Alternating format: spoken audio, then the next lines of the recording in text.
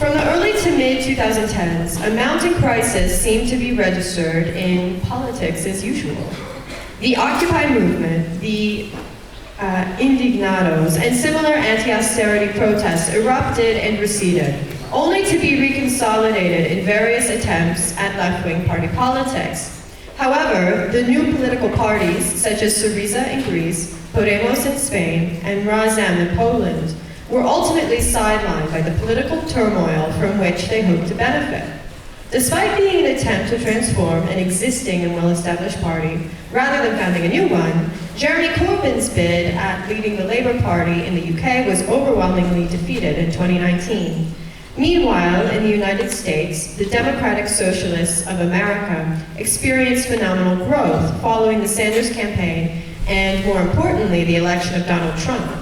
Even as late as 2020 or 2021, the DSA could claim to be holding ground. At present, however, the DSA appears to be fracturing under the stresses of late Bidenism and the intractably conservative nature of the Democratic Party. The time is right, then, not only for a retrospective, but also for a reflection on the prospects for socialism. What are the goals and tasks of the DSA? Did the economic and political turmoil of the last decade present an opportunity for emancipatory politics? How were those opportunities seized and not seized by the DSA, or by the left more generally? What are the prospects for socialism in the coming decade? First, our speakers will give introductory remarks, followed by a brief round of responses, and then we will open up to the audience for question and answer. I will read the bios of the speakers in the order that they'll be speaking, starting closest to me, ending furthest from me. Matthew Strupp is an editor at Cosmonaut magazine, a member of the Marxist Unity Group Central Committee, and an active organizer in the Madison area DSA. Harold Meyerson is a renowned journalist and critic who has worked for the Washington Post and the American Prospect, among other news outlets. In 2009, the Atlantic Monthly named him one of the most influential commentators in the nation. His career in radical politics has roots going back to the Socialist Party of America and the Democratic Socialist Organizing Committee, which was the precursor to the DSA. He has been an active member in the DSA practically since the organization formed. Next to him is D.L. Danny Jacobs, a member of the Platypus affiliated society. Jacobs contributed to a 5-article exchange on the politics of the DSA with Tom Cannell, David Duhalde, and Tim Horace, which can be read in Platypus Review numbers 137, 140, 144, 145, and 149. Finally, Jamal Abed-Rabbo is a PhD graduate from the University of Chicago, whose research focuses on the relation between Islamic law and Christian hegemony in the 15th century. He is a member of the class Unity Group that recently became organizationally independent from the Democratic Socialists of America. So with that, I will hand the microphone over to Matthew. Thanks, Erin. So I'm not going to give a retrospective on DSA like the description calls for, because I think it's an active organization that's undergoing important struggles right now, and it's important to talk about the current state of the organization and the fractures that have been going on in the recent years and what that tells us politically for socialism. It's true that DSA is experiencing new stresses at the moment related to a conflict between the class collaborationist political strategy it pursued while maintaining a somewhat oppositional profile in the Trump years, and the reality of the Democratic Party now in power, which involves the pursuit of a destructive imperialist proxy war in Europe, banning a rail workers' strike, and taking no real transformative measures on climate change, even greenlighting more oil drilling permits than Trump in the first 2 years. This stress has caused turmoil within the organization. We saw in late 2021 and early 2022 the controversy over the 2 votes of Representative Jamal Bowman, a member of DSA at the time endorsed by the organization, to send billions of dollars in military aid to Israel, U.S. imperialism's client apartheid state in the Middle East. DSA's BDS and Palestine Solidarity Working Group and many members of the organization called for Bowman to be expelled from DSA over these votes. DSA's National Political Committee, or NPC, instead attempted to shutter the working group and revoke its official status and banned its steering committee from holding any internal leadership positions. In relation to Bowman, it announced that it would not be expelling the congressman in order to preserve DSA's relationship to him, but that he would have to commit to refusing to vote for military aid to Israel in order to be endorsed in his 2022 election campaign. Marxist Unity Group, along with many members, denounced the bureaucratic centralist silencing of the working group to keep it from advocating its views in the organization, and called for the NPC to at very least set votes for US military budgets or military aid to right-wing client states as a standard for expulsion it would communicate to members elected to public office going forward. A public letter of members opposed to the suppression of the working group got 1,400 signatures, the most on any of the internal DSA petitions that had become a commonplace method for political debates within the organization. The working group's official status was restored, but the ban on leadership remains in place. Congressman Bowman repaid the NPC's leniency by declaring a few months later that he would happily vote for military aid to Israel and the US proxy war in Ukraine in the future, and he refused to participate in the local Lower Hudson Valley DSA chapter's endorsement process for his 2022 election campaign after the chapter attempted to schedule public meetings with him to discuss the matter. The NPC, too, has started treating Bowman as a wholly external player to the organization, which is why they didn't include him on the list of members they criticized for banning the rail workers' strike in November. This means the expected consequence of expelling Bowman has already been achieved by the organization merely criticizing him and demanding that he behave in a principled way. What the whole affair shows is the way that members of socialist organizations elected to public office demand a veto on the politics of the organization. One way past it is to establish effective and explicit control of representatives by the organization's membership. The other is to codify the independence and controlling role of the representatives, as in the case of the British Labour Party, where the Parliamentary Labour Party has baked in rights of veto, such as the threshold of parliamentary nominations for party leader, maintaining the freedom of the organization's unofficial leadership elected to office, requires employing bureaucratic control over organs of membership that generate bad press for them by being critical, as in the case of the BDS and Palestine Solidarity Working Group. More recently, DSA's NPC reached a deadlock on the hiring of an electoral staffer for DSA. The 2021 convention mandated the hiring of 2 electoral staffers for the organization, and hiring staff to contribute to the electoral work of DSA is not controversial. However, the post of electoral director was created by the right-wing NPC majority for a single candidate who would not accept a salary lower than that allotted to a director, according to DSA's internal union contract. The only position in this range currently existing being that of DSA's national director, Maria Sparrow. So an electoral director position was created, and a hiring process was conducted, without the details of the process or any names other than that of the original candidate the position was created for being shared with the full NPC. The political stakes of this debate surround the fact that the candidate being considered is a senior electoral staffer for the New York Working Families Party, which has a much more class collaborationist political approach than even DSA, endorsing the Democrat in nearly every general election and being inconsistent in the endorsement of the most progressive candidates in primaries. It's also the sort of undemocratic, hollow, staff-led organization that many in DSA are anxious to avoid becoming. An infamous example being the Working Families Party, Party's endorsement of Elizabeth Warren over Bernie Sanders in the 2020 presidential campaign, in spite of the overwhelming membership support for Sanders, because the leadership was weighed at 50% of the votes in the endorsement process. Many left commentators have seized on these crises in DSA and the fact that there's been a slight decline in membership since Joe Biden's inauguration, and have begun to count the organization out as doomed or irrelevant for the socialist movement. There has even been a minor influx of young socialists into the Communist Party USA, whose politics are even more class collaborationist than DSA's, which has a history of struggle and an explicit association with Marxism that some find appealing.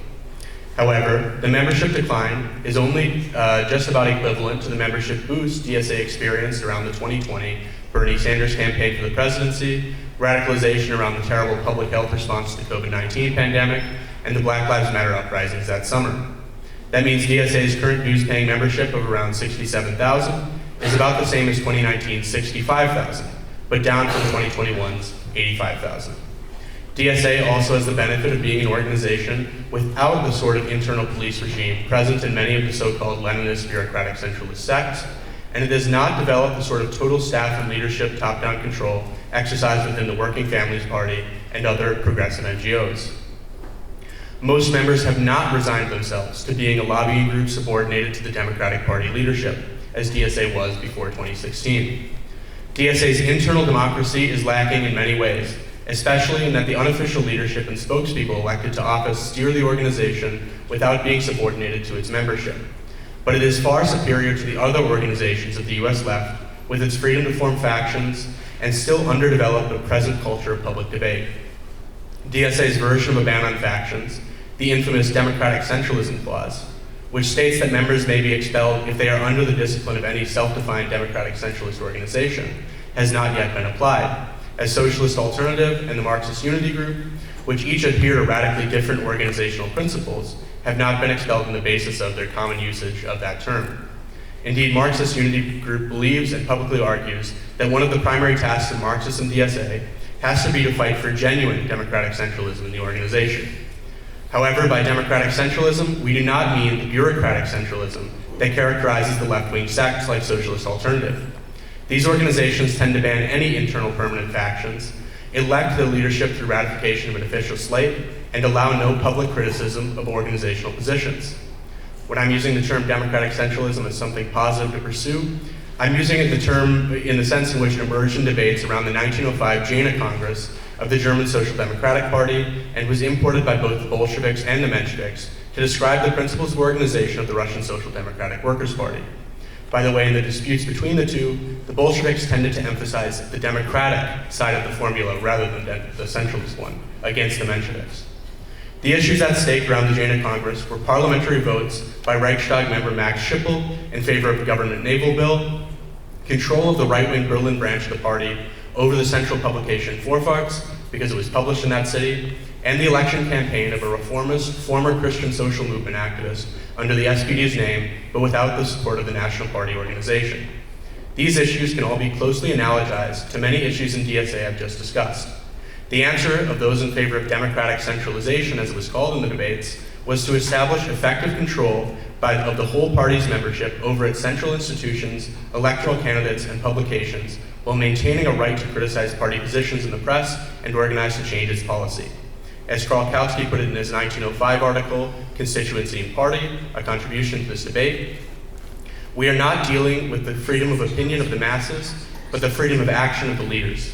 Democracy does not mean the absence of rule, it does not mean anarchy, it means the rule of the masses over their representatives, in distinction to other forms of rule, where the supposed servants of the people are in reality their masters.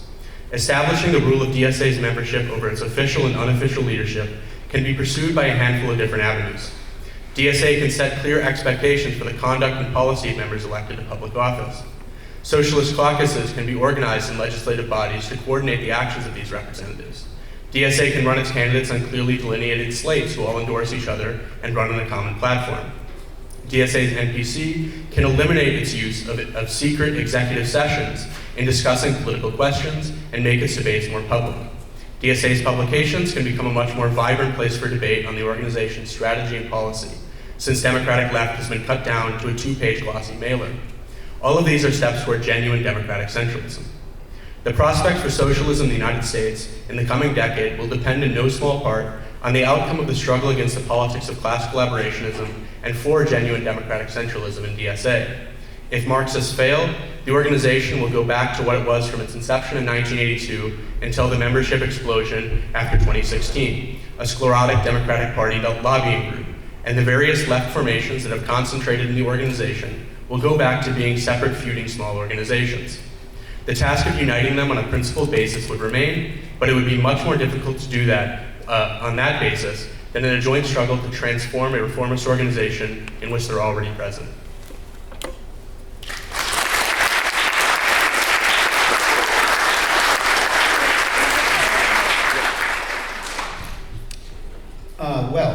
Good afternoon. I am told I am here basically as the designated geezer to discuss the origins of DSOC and DSA with some comment on the present.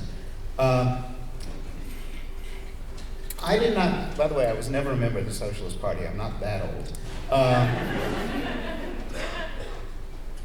DSOC was formed in a way overdue split in what was the shell by then of the Socialist Party, with a majority actually wedded to the Cold War idiocy of the Meany, not yet Kirkland, but the George Meany regime supporting the Vietnam War. Even great leftists like Bayard Rustin ended up, for a variety of convoluted reasons, in that position of supporting the Vietnam War. I didn't join DSOC for the first couple of years because I thought the struggle against the people who then formed Social Democrats USA, the people around the Meany regime, was just extraneous to, the issues of the country. What DSOC did was, in essence, create, I will say it, basically a social democratic organization that had aspirations of functioning in the broader American left. That meant with unions and union leaders who were the opponents of the Meany Cold War regime. It meant with, and here I'm going to get its sociological purpose, with people who were coming out of the experience of the New Left. SDS had more or less dynamited itself literally and figuratively at the end of the 1960s. And to a certain degree, what DSOC in its early days was and this was partly Michael Harrington's desire, I think, to make amends for his having been a jerk at Port Huron. If you're familiar with that, he attended the founding meeting of SDS and was way too critical of a bunch of 20-year-olds who were trying to come up with a manifesto for what was, at that point, the nascent New Left.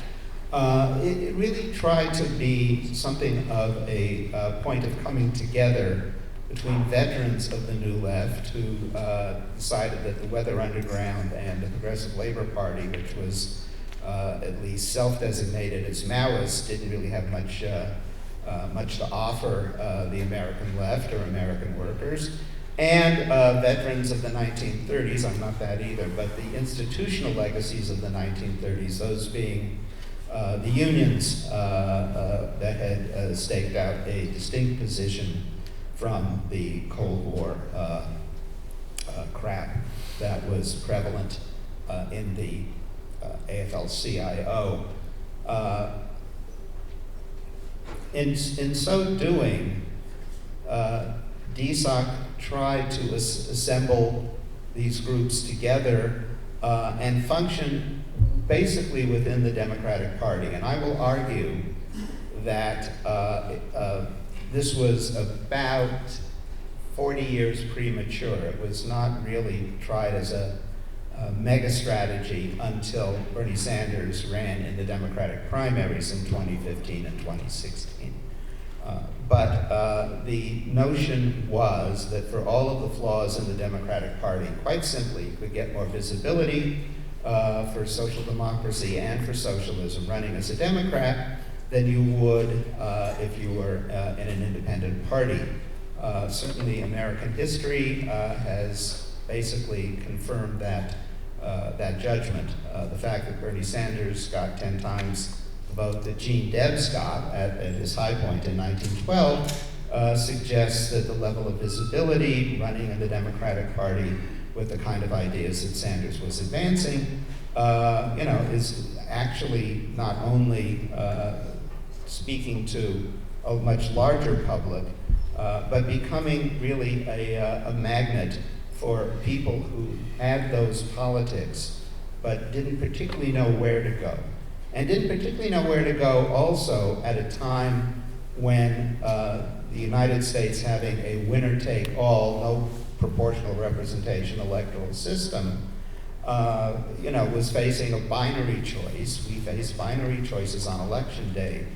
We may have third parties, but they don't usually figure strongly into the future direction of the United States, the exception being the Communist Party in the 1930s, which basically became organizers for the CIO, and really one of the major reasons the communists succeeded in the 1930s and the socialists went down the tubes was the communists basically supported Roosevelt. In fact, in 1944, they abolished the Communist Party, so no one would run against Roosevelt. They just became an association because essentially Joe Stalin was an ally of Franklin Roosevelt, and that decided that.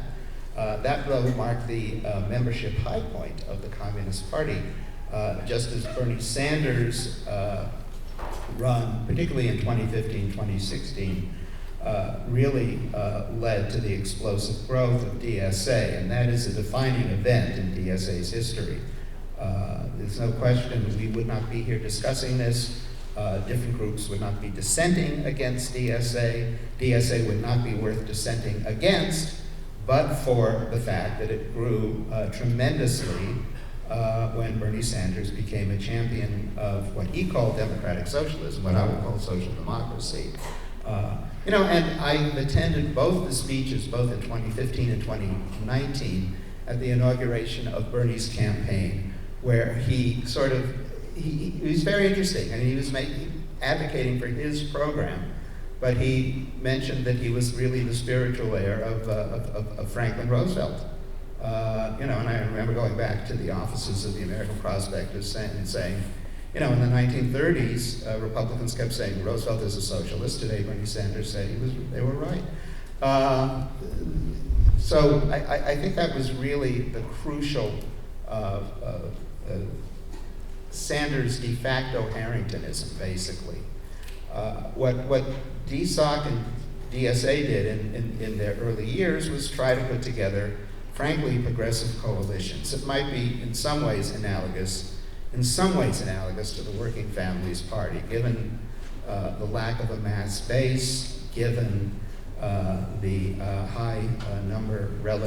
high share of policy people and intellectuals. It usually took the form of suggesting social democratic reforms for the Democratic platform. I would point out that both DSOC and NAM, the two organizations that came together to form DSA in 1982, both of them were formed in the early 1970s, the beginning of the 1970s. And this was not a time when, this was just at the end of the period when the New Deal social contract was still more or less alive, and had been indeed augmented by the civil rights movement of the 1960s, so that the gains that were established in the New Deal became widely shared by not just white people, but people, black people, other people. This was, this was this huge revolution of the 60s. But capitalism wasn't, to the broad left and the broad liberal community, something that was widely questioned. We certainly did, and I remember, I wrote a piece recently about the deregulation of trucking that happened at the end of the 1970s.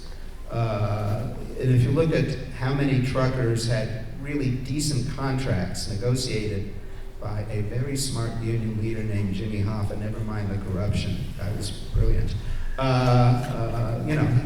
A contract covering 450,000 workers starting in 1965. Given the size of the labor force, that was pretty impressive, with 800 companies signing on to that. Both Kennedy and Carter, running against each other in the 1980 Democratic primaries, supported the deregulation of trucking. There are a lot of reasons for that.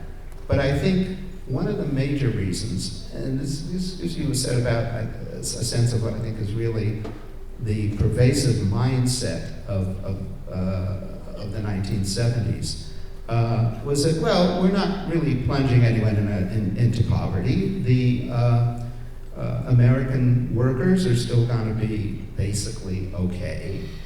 We didn't think that. One of Harrington's lines he used in speech after speech was, we have to go as far beyond Roosevelt as Roosevelt went beyond Hoover, or we are going back to Hoover. We saw the New Deal, we saw the welfare state as a political achievement that could move either way. The fact that we were right didn't mean we had any better success than anyone else in stopping the Reagan Revolution and the whole demoralizing effect of the 1980s. In the 1980s, everyone necessarily on the left, and I use that term very loosely in this case, was fighting defensive battles. Everything that had been won in the 30s and 60s was up for grabs. A lot of it was lost. And the organization, which had a certain vibrance, and certainly in the 1970s, NAM independently, DSOC independently, came together in '82. This was not a great moment for the American left and the unraveling of the New Deal order, which proceeded then for the next, 25 years. It was demoralizing. So, again, I think the major event that brings us all here, whether we acknowledge it or not, is Bernie Sanders and AOC. Otherwise, DSA would not be a mass organization like it is. We would not be contesting for it. And I think there are lessons there in terms of party strategy that have, some significance as we go forward.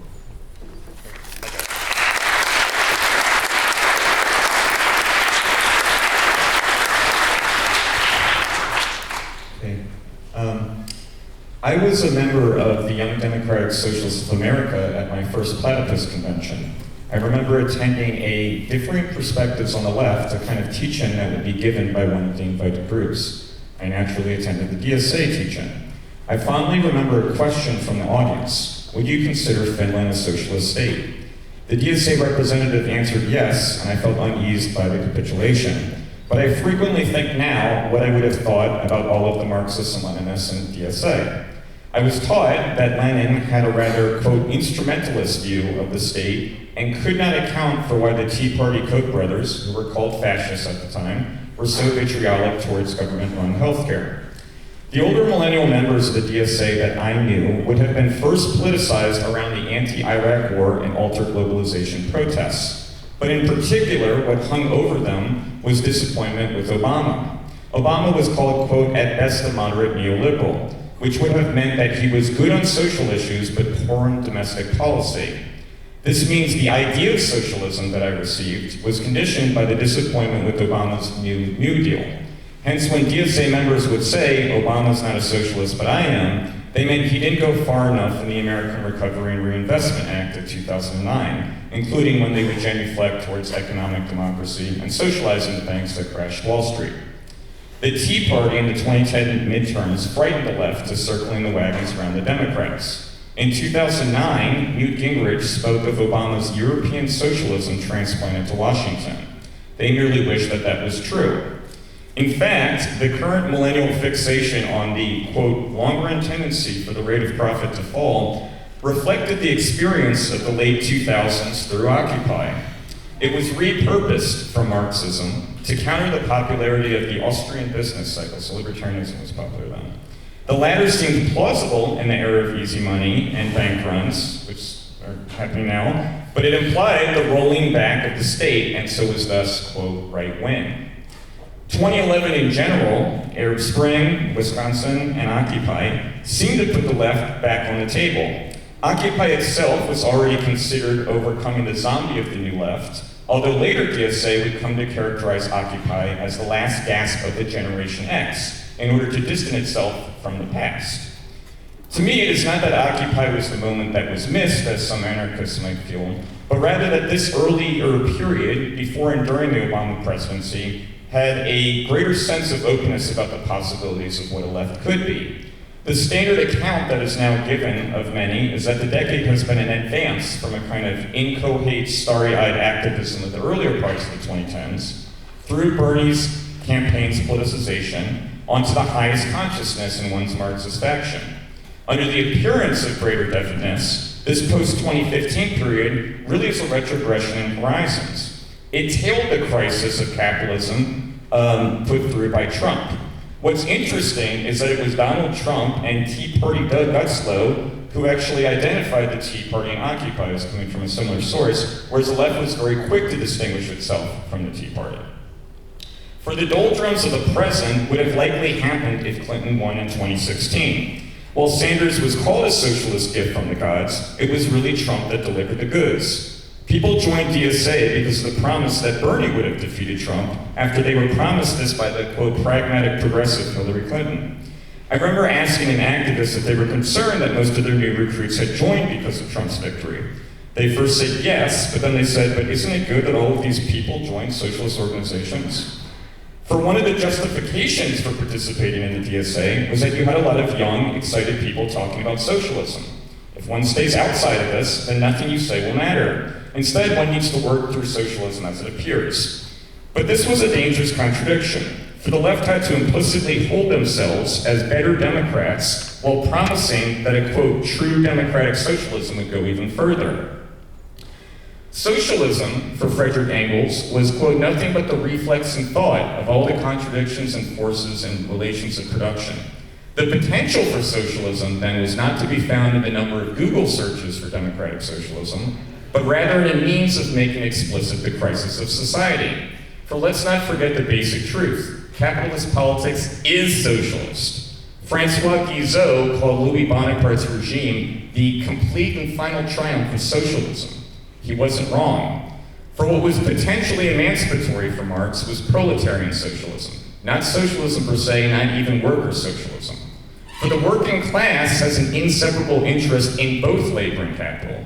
Wages are capital, but are measured according to labor. Proletarian socialism then would take the sides of the contradiction to the extreme, realizing and overcoming both labor and capital. For Donald Trump said that Bernie Sanders had many good ideas. There was no reason to treat DSA as the only game in town. Before the 2016 election, the advantage of the Democratic Party was its, quote, Big Tent character, which allowed one to take advantage of the facilities without compromising principles. Now that advantage is ascribed to DSA itself. After 2016, almost every socialist group on the left joined the DSA in one way or another, at least to make an intervention.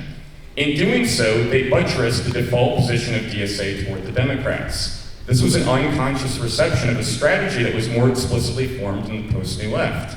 As Jack Clark put it on a DSA panel that we had, the point of the realignment tendency in early DSA was never about capturing the Democratic Party, but trying to create a principled liberal party such that a socialist could have a greater intellectual influence on the shaping of mainstream American politics.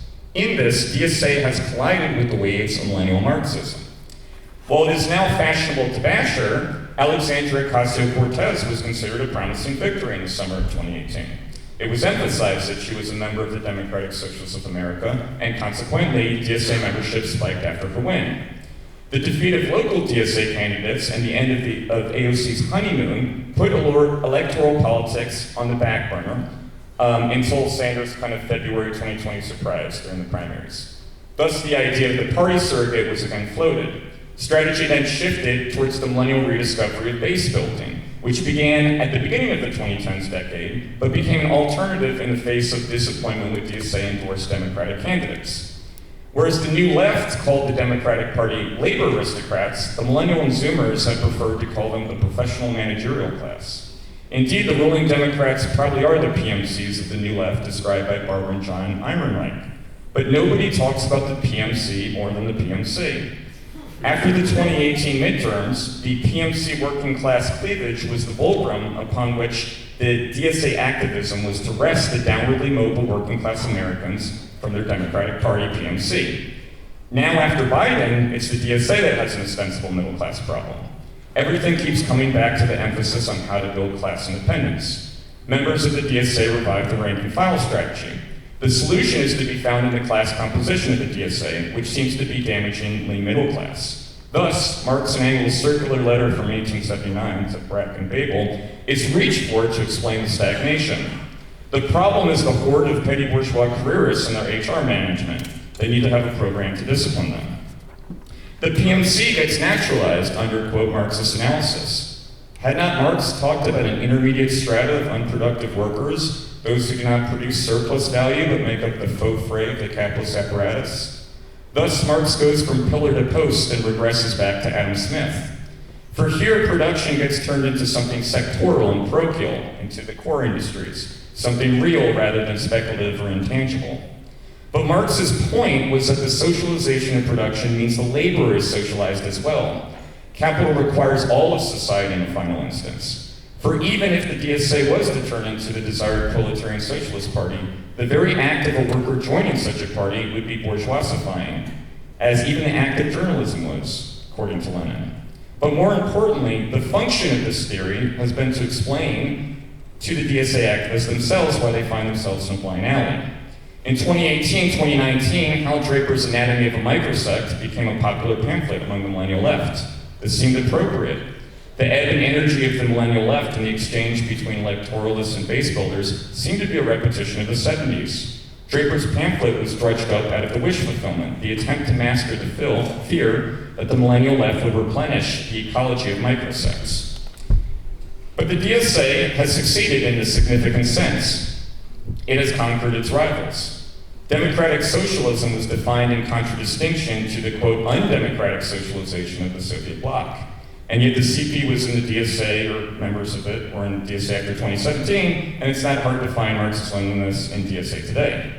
The old ISO-DSA rivalry, DSA won that in 2019. MAGA communism, the anti-leftism of Benedict Kryptofash, or even the more recent polemical biography against Michael Harrington, we have 2 reviews in Public Review. All of these are symptomatic responses to the disappointment of DSA, but the reality of DSA is shown in how all the groups determine themselves against DSA, like a pseudo-repetition of the communist versus social democratic split. It really is the vacuum of the 20th century. This points towards the possibility of revitalizing socialism in the coming decades. For if the DSA has concentrated the 20th century in some fashion at all, then perhaps this gives us a means to start over. Walter Benjamin once suggested the need for a new kind of barbarism, a positive barbarism. Much has happened in the past decade and a half, but we seem to have a poverty of experience. This is perhaps strangely consoling. It means that we could make a new start without fear of losing something that's never been gained.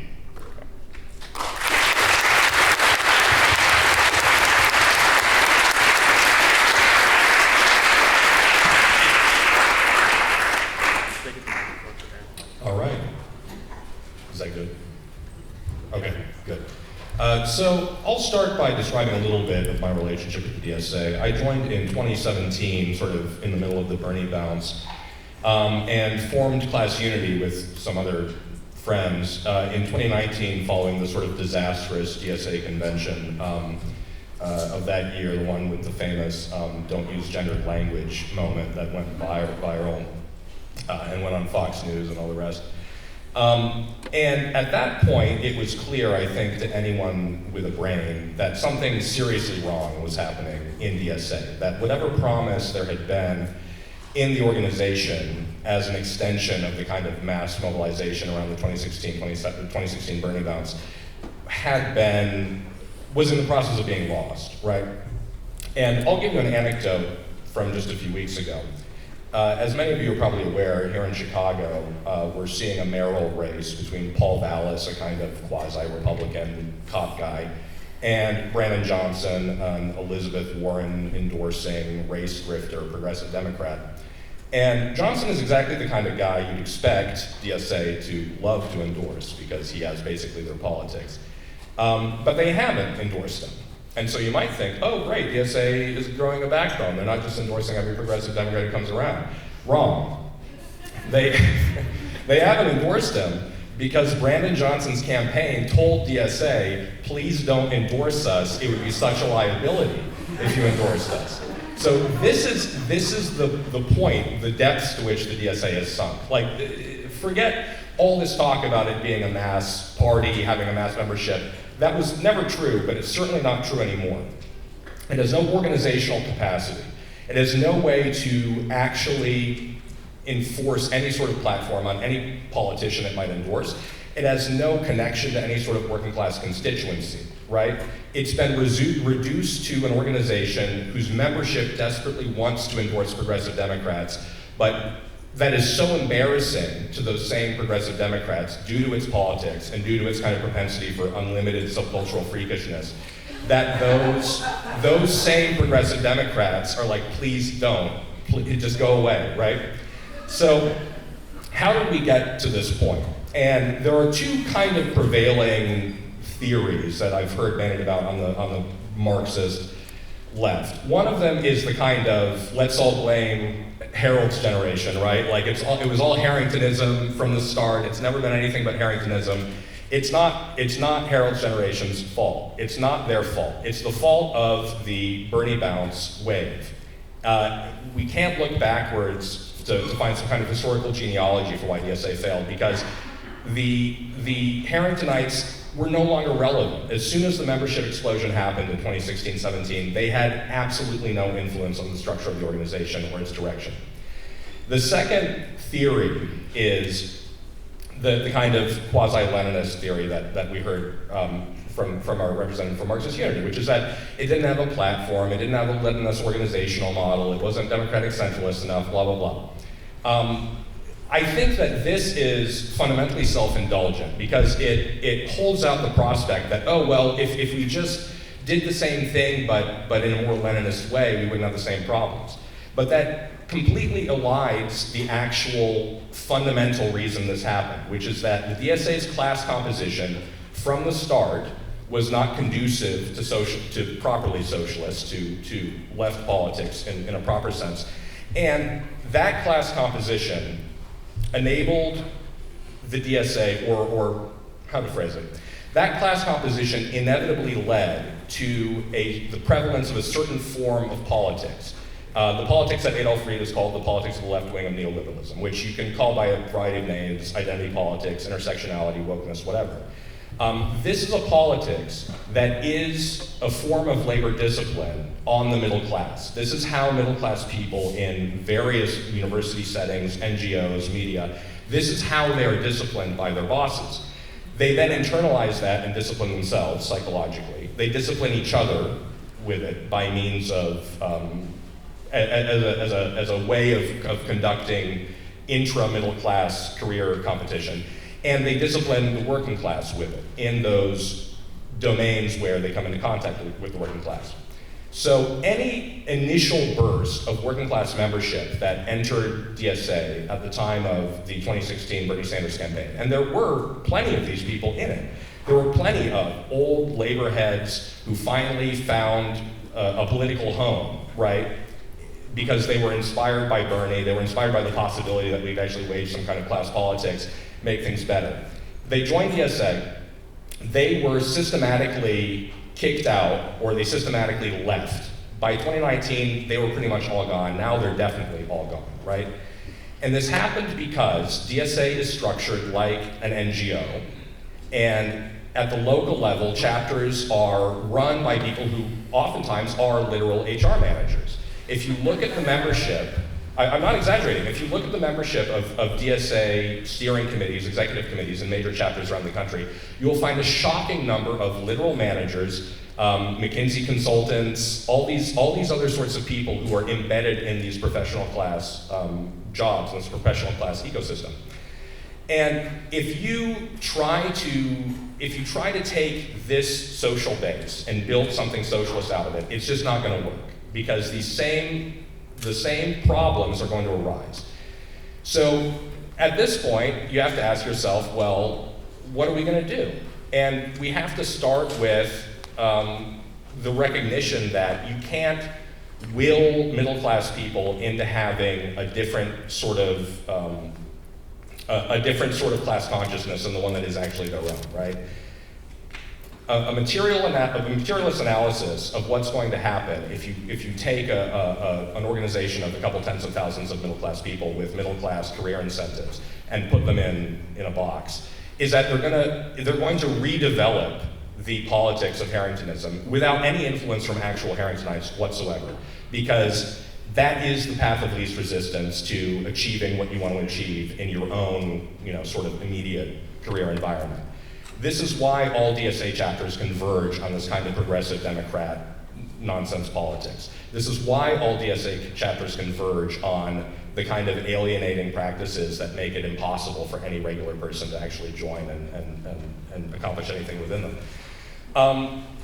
So, if you are a middle-class leftist, which most of the people in this room are, that doesn't mean you can't have good politics. This is not a kind of, it's impossible for you to overcome your immediate career imperatives and actually fight for the interests of the working class. But it does mean that in the aggregate, an organization comprised entirely of that stratum probably can't have good politics. That is the problem that we have to set ourselves. How are we going to prevent the same thing from happening, the same process of the middle-class activist stratum parasitizing and lobotomizing the next kind of quasi-socialist organization that comes around? How are we going to stop that from happening so that there's actually space for a working class political formation to emerge? I don't really have the answer to that, but that is, I think, what we have to be keeping in mind. And if a working class political formation does emerge in the future, and I'm hopeful it will almost certainly not be emerging out of the DSA. It will not be emerging out of any organized component of the American left. It will probably emerge from something much more like the trucker protests in Canada, or the Gilets jaunes in France, or the current French anti-retirement age raise protests that are going on right now. That is probably where you want to look to see where there is actual promise for socialist politics. So yeah, that's what I would say. I don't think DSA has any capacity to be reformed at this point. If it ever did, that window of opportunity is closed. And I think that we need to recognize that if we are going to understand what our generation, the millennial left generation, did wrong, and how not to repeat that in the future if such an opportunity does present itself again.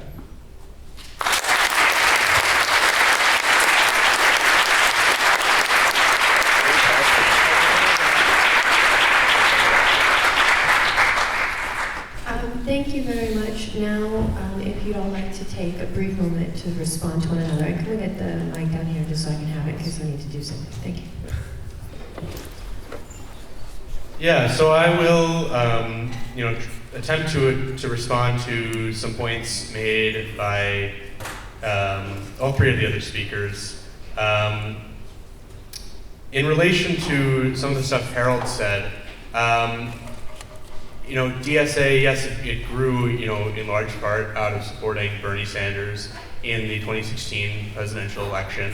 But it did this in a different way than, say, the Working Families Party engages with, candidates it supports. DSA did it as an independent expenditure and did it and built up an organization that, at least formally, DSA coming out of organizations of the socialist movement does have like a formally democratic organizational structure and actually channeled people into a membership organization. Whereas the Working Families Party, like I was saying, when it makes endorsements, it does it with 50% of the votes going to the leadership itself.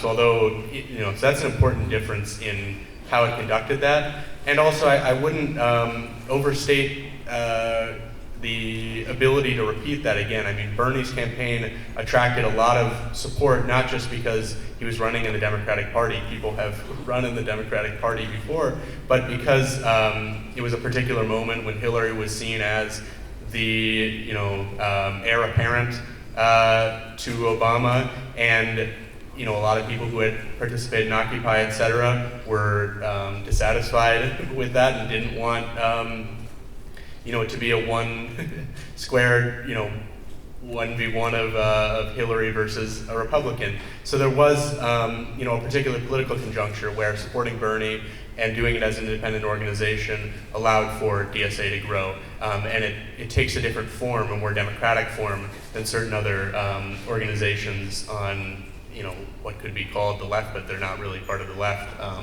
They are liberal organizations.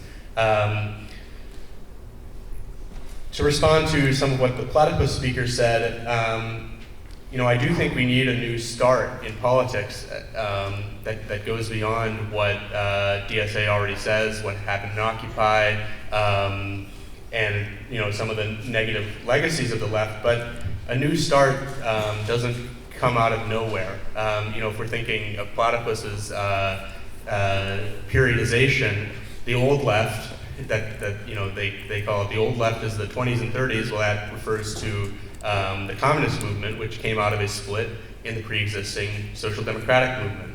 The new left, a lot of it came out of organizations that were already affiliated to the old left. I mean, SDS was started by the UAW as a sort of youth league.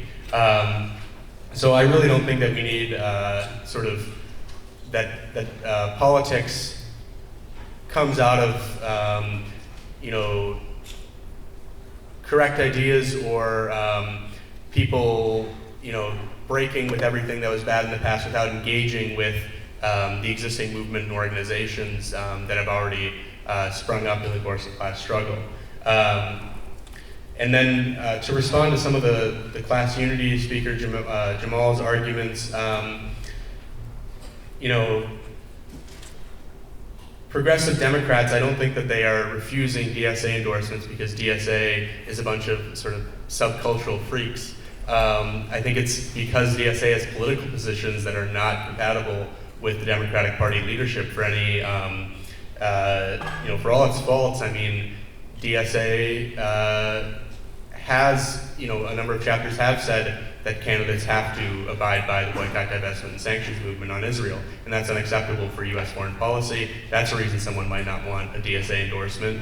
Another thing is DSA's rejection of police budgets in certain situations. That becomes unpopular because there's been a rehabilitation of popularity for the police in mainstream U.S. politics. So I don't think it's because of subcultural freakishness. I think, Jamal was saying that DSA, to the degree it's sort of PMC, has adopted the dominant ideology in society. So I don't see how it can be compatible with, so progressive Democrats are promoting, wokeness, DSA endorsing them because it's too woke and rejecting that endorsement, to me, doesn't seem like a good explanation. So as far as the questions of DSA's class composition go, I also don't think that this is a very good explanation, because this is a problem that socialists have faced for over a century. The way that it was put, Marx, philosophy and the proletariat, philosophy wasn't already present. It was something that intellectuals had to synthesize and produce a scientific analysis of society. And people who were becoming socialists weren't necessarily people coming straight out of the worker milieu. You had people like August Bebel, who were, Bebel was a late Turner revolutionary, but he wasn't typical of the people who were in socialist organizations in the 19th century. What they did effectively was produce politics that could connect to a mass working class, and they united on a principled political basis. All right, so anyways, I think that the class composition problem is overstated in that sense, but I'll wrap it up. In 2018, the Atlanta DSA local was trying to figure out what to do about the gubernatorial campaign on the Democratic Party line of Stacey Abrams. In some ways analogous to what you were just describing in the Johnson's campaign here in Chicago. They didn't endorse, and they didn't endorse. The stated reason was that they would only endorse a socialist. She clearly was not a socialist. However, they urged their members, if they were so inclined as individuals, to go and help her campaign because she was a hell of a lot better than the Republican alternative from pretty much any left perspective. If you're running for governor in Georgia and a socialist organization endorses you, that probably does not help, assuming you're a candidate who wants to win. I thought that was actually, from a pragmatic point of view and a principle point of view, pretty much the right position to take. It's not just the wokeness, although wokeness is, I think, off-putting to folks we need to reach out to if we're ever going to get anywhere. It's not just that. it's the S word in mainstream elections, and God knows in Georgia. These are tactical decisions.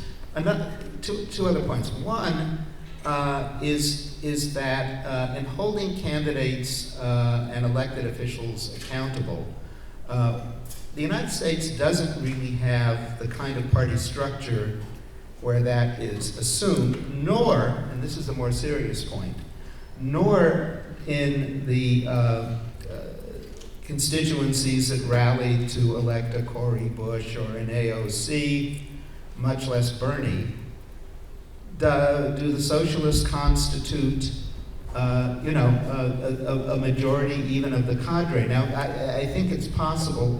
I think you could argue that socialists were the major precinct walkers and phone bankers in AOC's initial campaign.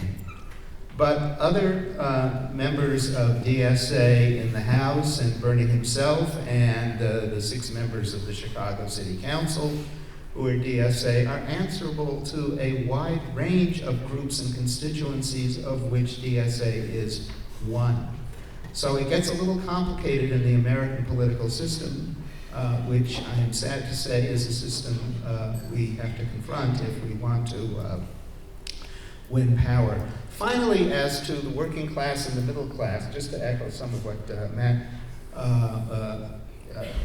Matt was saying, I suspect we have to have a very flexible definition these days of working class.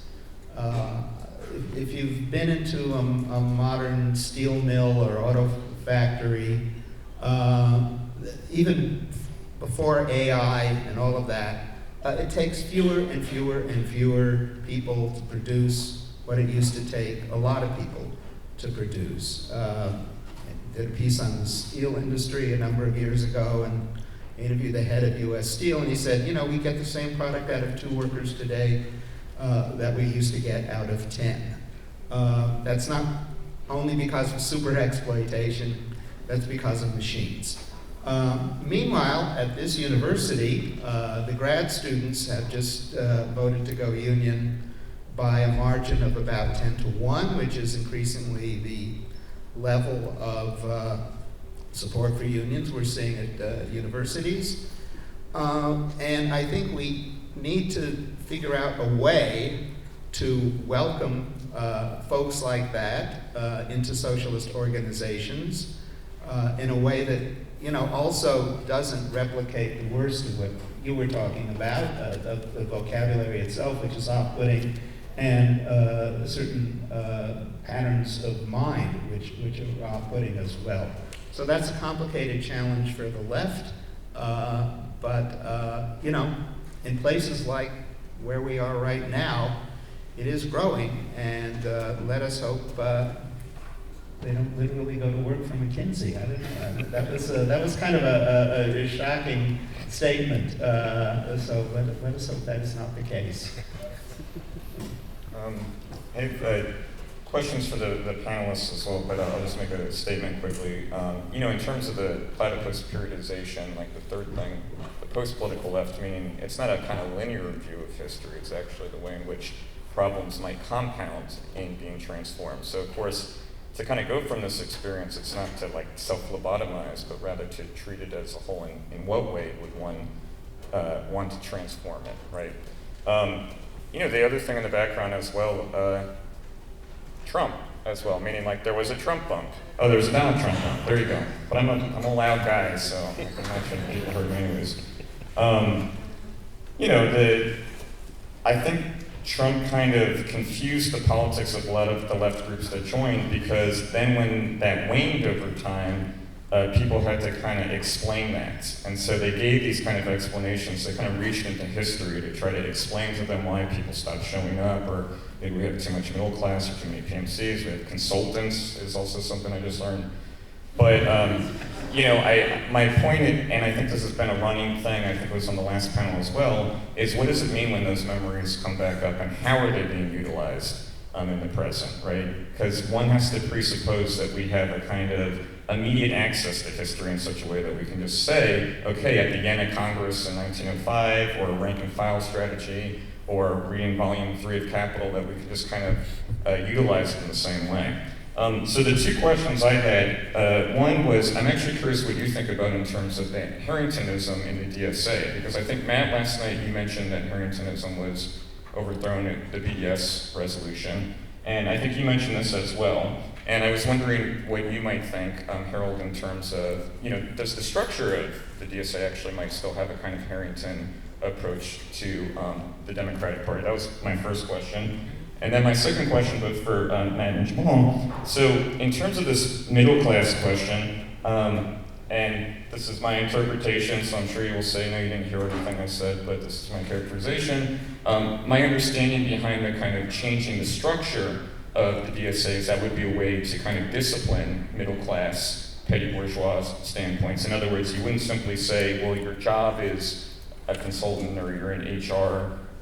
Yes, there's always going to be middle class joining socialist movements, Lenin, Luxemburg, Marx, Engels, right? But the question is kind of, what does it mean to allow them to represent the interest of the proletariat as opposed to just saying the working class? And I feel that you would then emphasize something more at the level of maybe even the sociological composition, and I know as well there's an emphasis on the economic, right, the materialist explanation for class. And I bring that up because that seems to get at things from two different angles, if I'm understanding this correctly. And my question for both, and this is not, I don't know, this is not a test or something like that, it's a question so we can open up the conversation about what we mean by class and even socialist in that sense. Because I think behind this way of trying to discipline the middle class or deal with the middle class, and that wasn't something that was immediately there when you had a lot of young people joining in 2017, but now it seems to be an issue.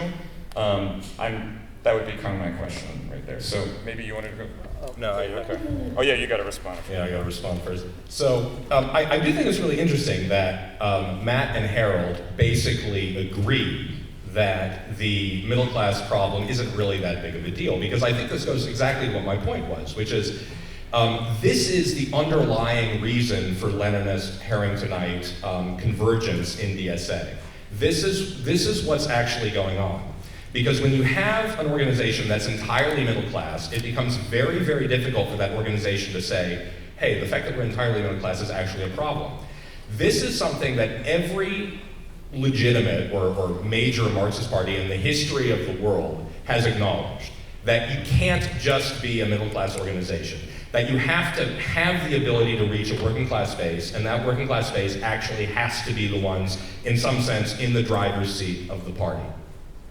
If you look at, for example, France Insoumise in France, this is an internal debate that is raging. This is something that people in countries with a more successful socialist movement are able to introspect and say, hey, this is a big deal.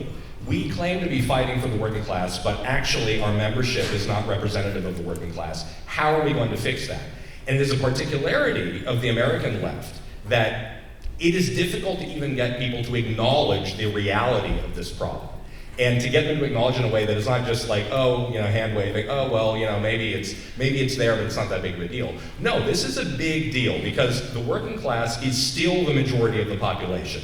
You can redefine it however you want. The working class is still the majority of the population. It is still the supermajority in terms of people who have jobs that are actually capable of winning concessions from capital by going on strike, right? It doesn't matter if a bunch of nonprofit executives go on strike or whatever, right? It doesn't matter if a bunch of university professors go on strike. Capital doesn't care. What matters is if the transit workers or the sewage workers, as we're seeing in France, or the delivery men, or the people who work in restaurants, if they go on strike, suddenly capital is saying, wait, okay, this is hurting the bottom line. Time to freak out, right? So this is what I mean when I say that the middle class problem is fundamental to the other problems that DSA has evinced.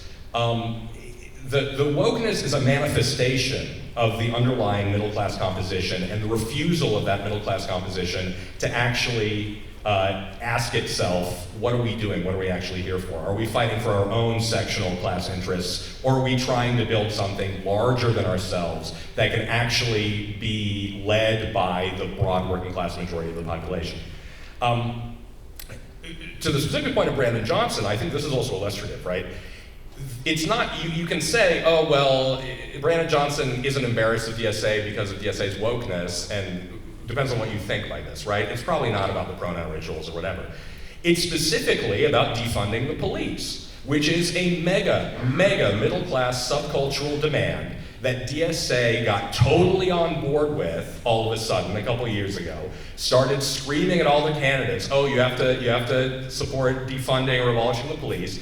And when their candidates, oftentimes Jeanette Taylor, I think the local alderwoman actually, who was a DSA-endorsed candidate from a very working-class African-American ward, when she said, my constituents do not want to hear about defunding or abolishing the police. I can't tell them that. That's insane. DSA freaked out at her because that is what DSA's politics is. It is a politics of hysterical middle-class moralism that gloms onto whatever kind of fashionable trend happens to be in the orbit of the Democratic aligned nonprofit industrial complex, and just runs with it off the cliff. And then a couple of years later, when the progressive Democrats themselves are like, oh wait, hang on, maybe that's a liability, maybe we shouldn't have said that, DSA is still all about it, you know? So I think this kind of, both of these interventions kind of prove my point, which is that DSA's fundamental problem is the class composition. It's the inability of that class to recognize that it has a class compositional problem. And then the organization is just running this way and that, kind of chasing all these middle class fads. If you think about what would happen if DSA actually had a program that it held its elected officials to, instead of just kind of like whining at them ineffectually when they betrayed it, that program would be the craziest, most alienating program to the working class you could ever imagine.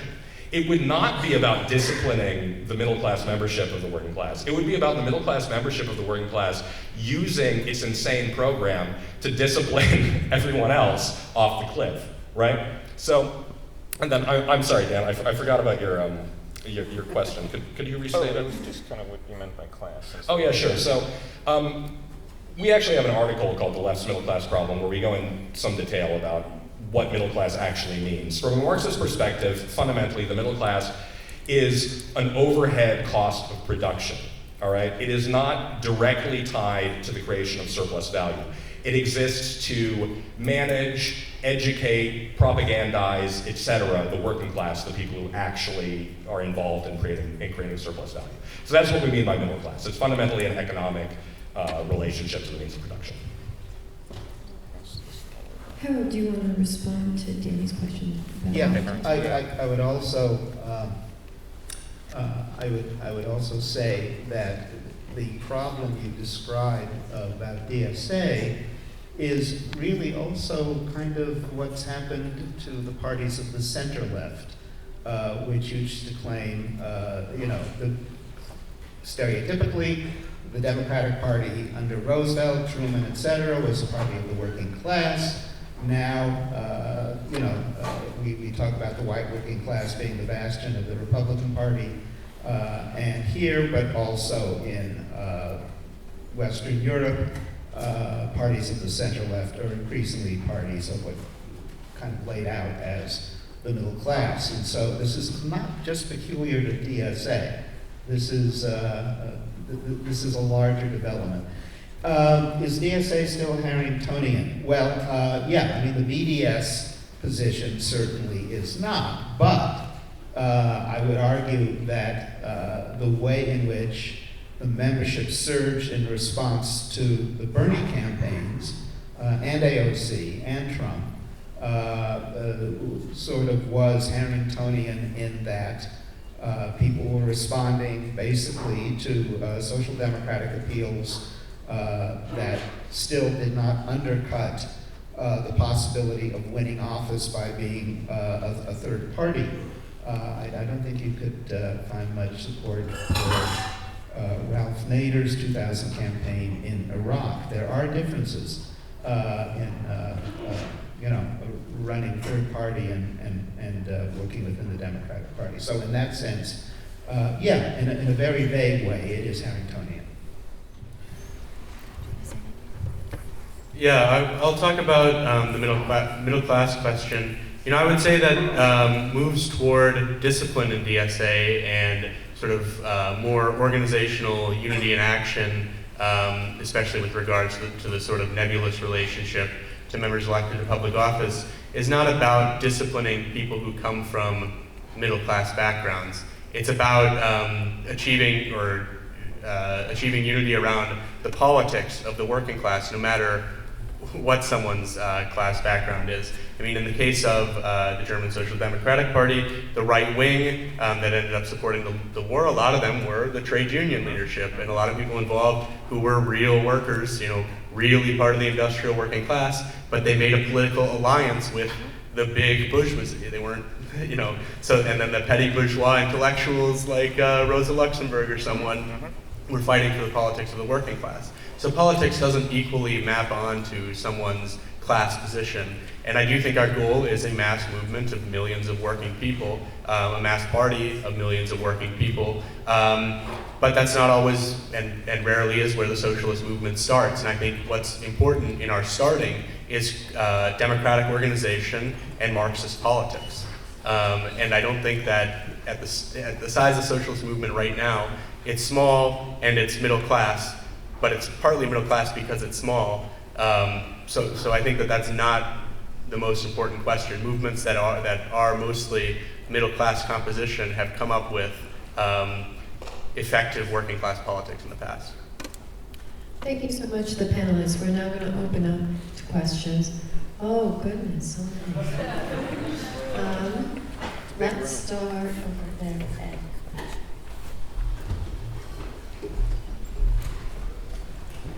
So there's a debate here that I want to try to hopefully deepen a little bit, because Matthew, it occurs to me that you're seemingly articulating a more sophisticated version of Marxism than Jamal. But Jamal, I think there's actually a deeper point about how parties mediate society that you're making that goes a little bit beyond the question of the class composition of the party, right? You're pointing to the way in which a party can instrumentalize layers of society for management, education, and propaganda. So I want to connect this to two historical points that you made, Harold. You said that Sanders sees himself as the spiritual heir of FDR, and that the DSA was founded 40 years too late, right? Because the Sanders campaign was its real moment. But I'm reminded of a book by our mutual acquaintance, Jack Ross, and the way he narrates it is essentially DSOC is almost founded one year too late, because the real moment of its founding is the George McGovern campaign and the coalition of the Democratic Party that represents.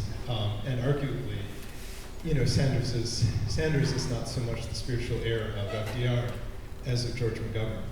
And so what I want to ask is, do you see the same operationalization of a kind of middle class layer in and around the constituency that the Democratic Party is trying to assemble around George McGovern? Because it strikes me that in a sense, all Democratic Party politics since that time has been in some sense fundamentally reshaped by McGovernism. And so I'd be curious to hear all of you to comment on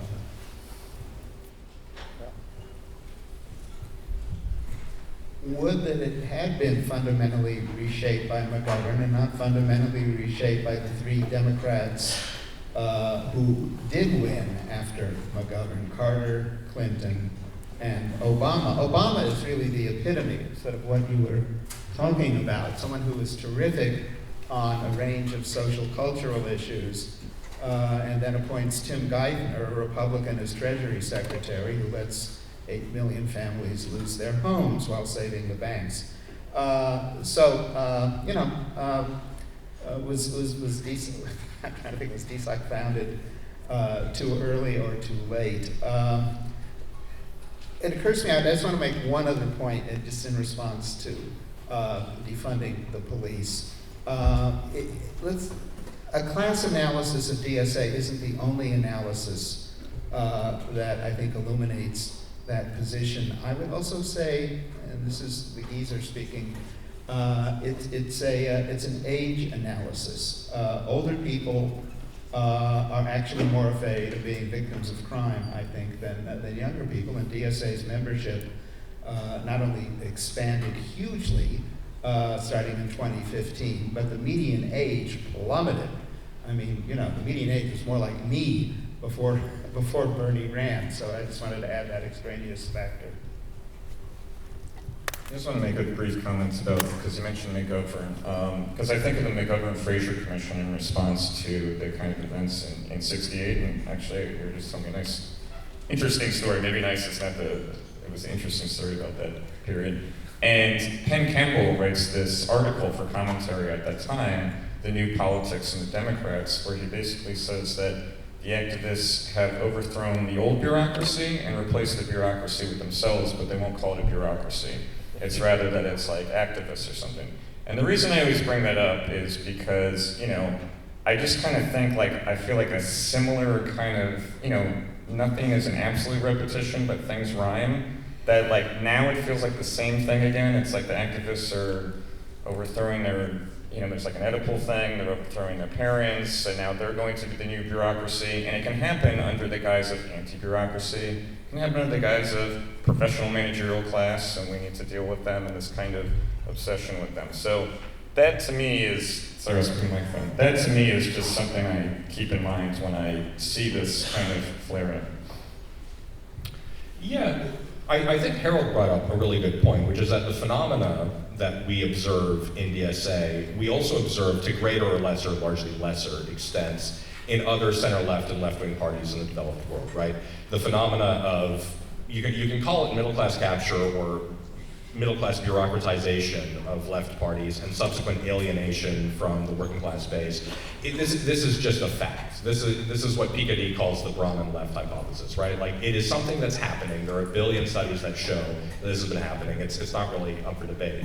And if you look at DSA and you ask yourself, why does DSA have kind of like basic bitch Democratic Party politics all the time? Like, why does it always converge in this direction, in spite of the kind of radical pretensions of many of its members? It's because the activist stratum of DSA, and it's important when we talk about DSA, we have to contextualize how many people we're actually talking about.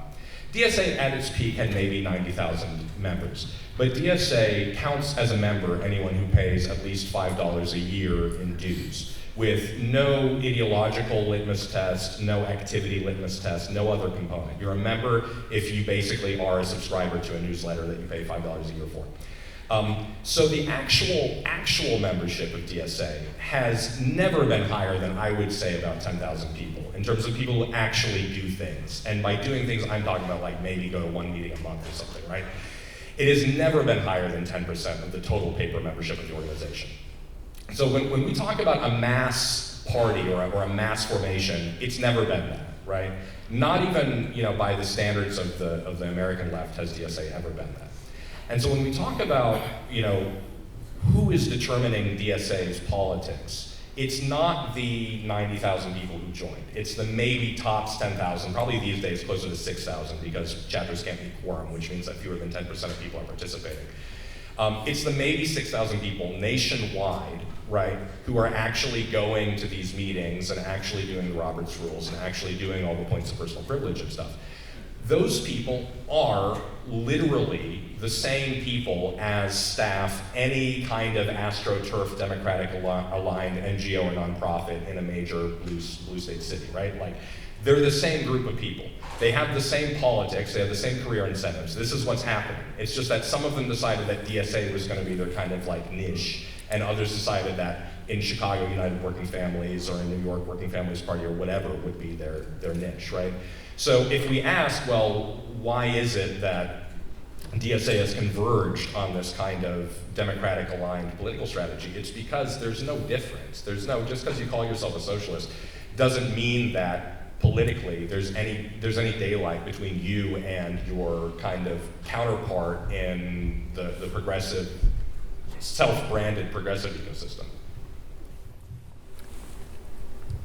This makes me, I'd like to specify this question because I feel like some of what Ed was asking maybe got away from us a bit, which is, you know, the historical dimension of the problem. we did, and Danny referenced this, a panel about Hal Draper's Anatomy of the Microsect back in 2018. And on that panel, Michael Hirsch, who's a former member of the IS and a current member of the DSA, said that the two main problems faced by the left in the 20th century were the Russian question, the question of the USSR, and then the question of the Democratic Party.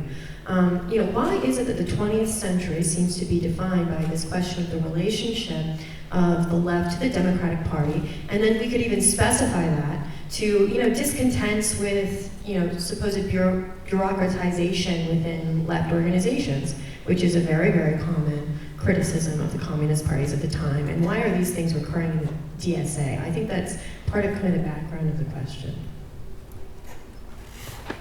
I can try to talk about some of how the Democrats become a relevant question for left organizations, and it's that capitalist politics alternate between a party of order which appeals to certain forms of direct subordination within capitalist society, like the family, like the relationship between boss and worker in the workplace, and that is the right wing of capitalist politics. It's related to the repressive state apparatus. And there are forces that that sort of appeal to the false liberty of the market and sort of the formal equality in capitalist society, and it's a party of liberty. The Democrats are that in the United States, and each one of those bourgeois parties can make appeals to the working class and claim that it protects their interests because the working class is the vast majority in society. The Democrats are sort of like, the Liberal Party in Britain in that sense. You had for decades sort of lib-lab politicians in Britain who, had some association with the trade union movement, but were sort of allied to the Liberal Party and were members of it. But the trade unions were supporting them and backing them up, and it was a class collaborationist political alliance between a real working class mass trade union movement and a bourgeois party. This is not some unique thing about the United States. It happens with other liberal parties in history. But the Democrats also being an imperialist party in the United States and one of the main governing parties of the United States, are also committed to the United States ruling class and to U.S. foreign policy, which contradicts sort of the internationalist aspirations of the working class. So I think that partly answers the question of why there does exist this class collaboration alliance between U.S. trade unions and the Democratic Party, and between various sorts of social movements. But the Democrats, are ultimately beholden to the ruling class, to their donors, and to U.S. foreign policy. And then, just to respond to some of what Jamal was saying about career incentives for DSA members and the actual activist size, I'm not sure what the number of people you could say are active activists in DSA are. It's certainly, less than half of the formal dues-paying membership. But I don't think that career incentives really play into it that much. DSA work is almost all volunteer. Only recently have a few chapters started hiring local staff, and there are, I think, 10 or fewer national staffers in DSA. And DSA, as we've said, is somewhat disliked by the broader progressive milieu, and doesn't necessarily translate into, having done volunteer work or organizing. DSA does not really lead to career incentives outside of it. The people who do have careers and are careerists are often people who are pursuing public office for sure, and they have to be looking out for their career and their acceptability for the Democratic Party leadership. Can I direct respond to? So when I talk about career incentives, I'm talking not just about being hired by DSA or running for public office. I'm talking about being embedded in the larger Democratic Party-aligned nonprofit ecosystem. If you look at the steering committee of any major city DSA chapter and actually look up what people do in their day jobs, you will find a tremendous overrepresentation of people who are aspiring politicians, hired employees of politicians. In Chicago, we had a guy who was the chief of staff, the community outreach manager for a sitting DSA alderman, who then ran for public office. He was on the Chicago DSA steering committee. There's no conflict of interest rule against that, right? Union staffers, employees of activist organizations, environmental activist organizations, abolish the police activist organizations, this entire Ford Foundation funded ecosystem of major blue city kind of democratic life, right? This is who is actually in charge of local DSA chapters, at least in major cities. In smaller cities and towns, it's a different story. But in major cities, who have basically control of the organization, this is who is actually running the show. So it's not, and you can say, obviously, that, well, they're pretty dumb because being in DSA is career suicide. You would think that, but it's not, right? Because objective measures of popularity are not what determine whether or not these people go on to bigger and better things in the kind of activist milieu, right? This stuff is funded by charitable organizations who are in turn largely funded by billionaires. And they're not funding these organizations to be effective at fighting class war, right? They're funding these organizations precisely to be ineffective at fighting class war. That is what the nonprofit ecosystem in major blue state cities is. It's a distraction, it's a redirection away from any avenue of class conflict towards these kind of like ineffectual or even counterproductive causes like abolishing the police or what have you, right? So, but Jamal, yes. haven't many people before you noticed this about leftist organizations? I mean, when people say that the Communist Party, right, was in with the rackets, isn't that the same thing? Yeah. And isn't DSA in some ways, in its original moment, kind of a response to something like that? I mean, why does this keep happening? It seems like it's not enough just to say, oh, look, the NGOs and the middle class people are in charge.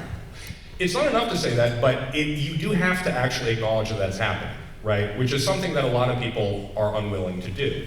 So I will say that. And yes, obviously, this is something that has happened throughout American history, and it's happened to greater or lesser extent, as Harold pointed out, in other center-left parties. There are a host of explanations for this.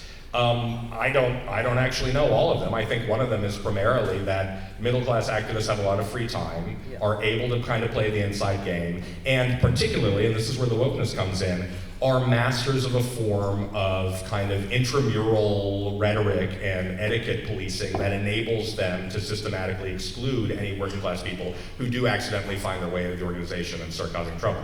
So that's a particularity of the current context that we live in. But yeah, I mean, for sure, this is something that isn't unique to the present moment. It's just something that is particularly degenerated at the present moment in the United States.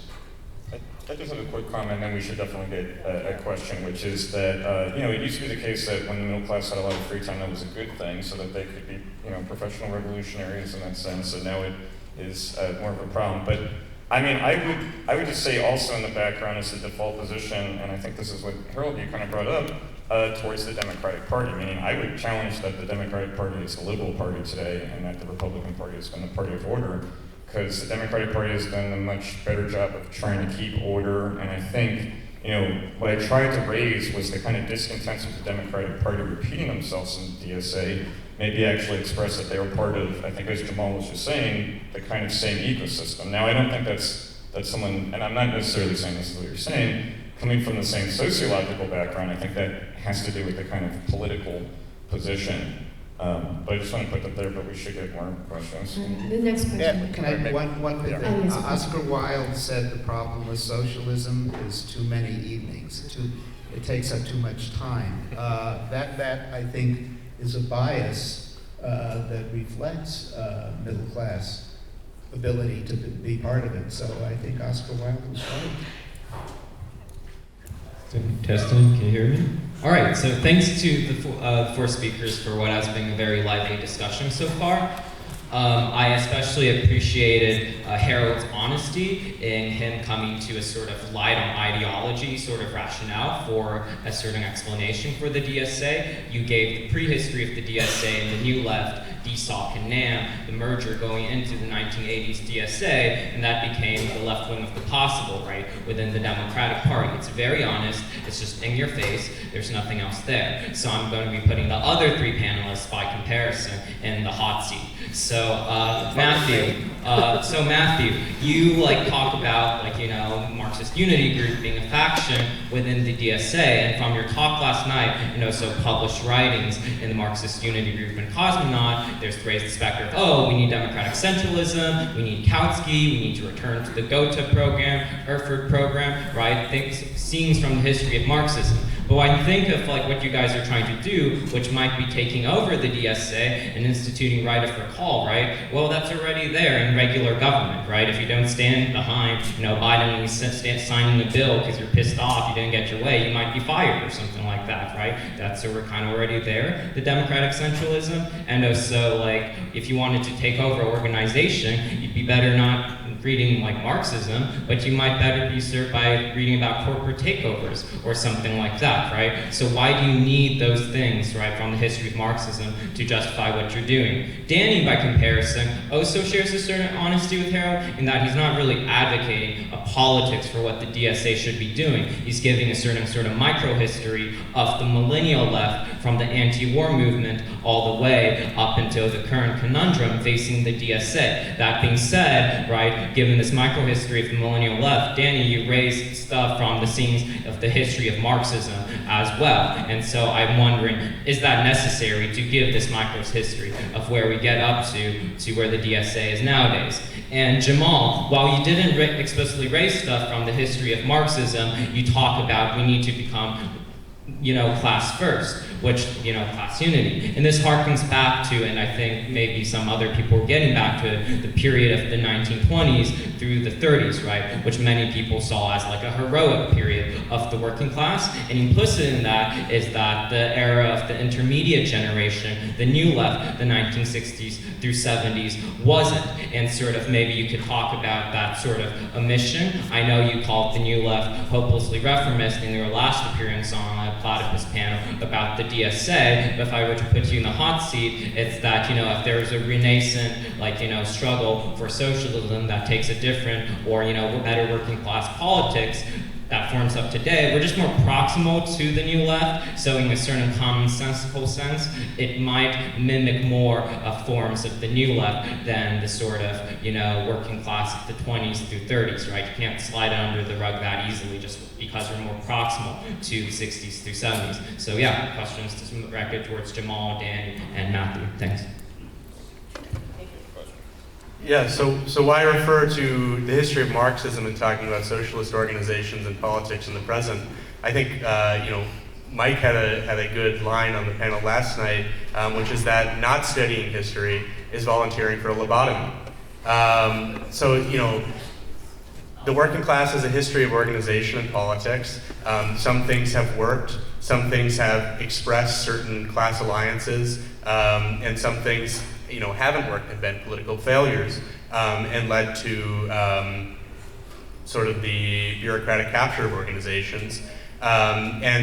Studying the history of our movement and what has been effective in getting the working class close to taking power is how we figure out, what the principles of working class organization are. As far as democratic centralism in the Democratic Party, the Democratic Party doesn't have democratic centralism. Getting in trouble for criticizing or not standing behind Biden is, not respecting him as the elected monarch in our imperial presidency. That's not a democratic principle of organization. DSA is a membership political organization. It's not a corporation, so I don't think corporate takeover is a useful analogy. I think it matters how our movement has organized itself in the past. We have models of bureaucratic or monarchical organizations, or working class organizations, like with Lassallean labor monarchy and the ADAV, a single elected leader who also controlled the trade unions affiliated to the organization.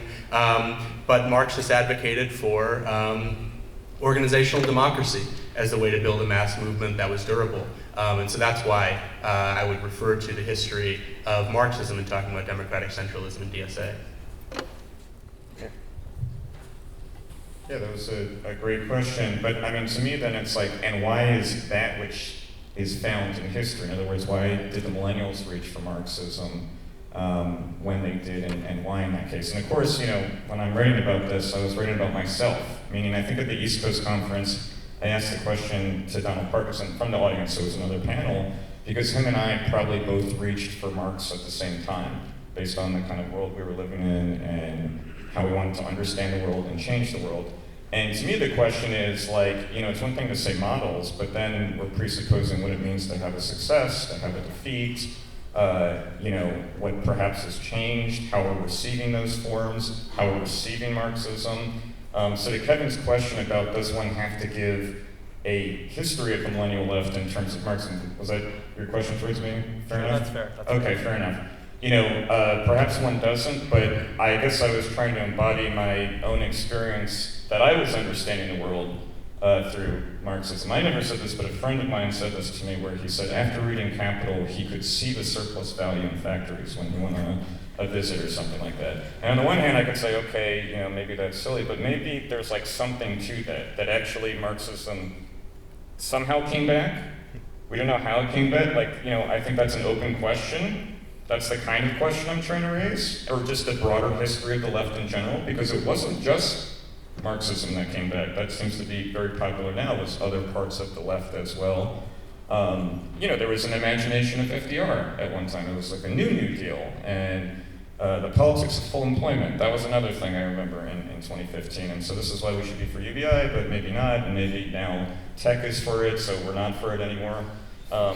So I bring that up to say that I'm trying to figure out why these things are coming back, what they mean, and what they may say about how one could, you know, potentially start anew in that sense. So I think to capture maybe the full experience of the millennials, maybe one does have to treat the Marxism that came back as some kind of expression of something, even if it was a misrecognition. Not in terms of explaining things of like, this is when the millennials had their August 4th moment, but rather, what did it mean that they thought they were having an August 4th moment?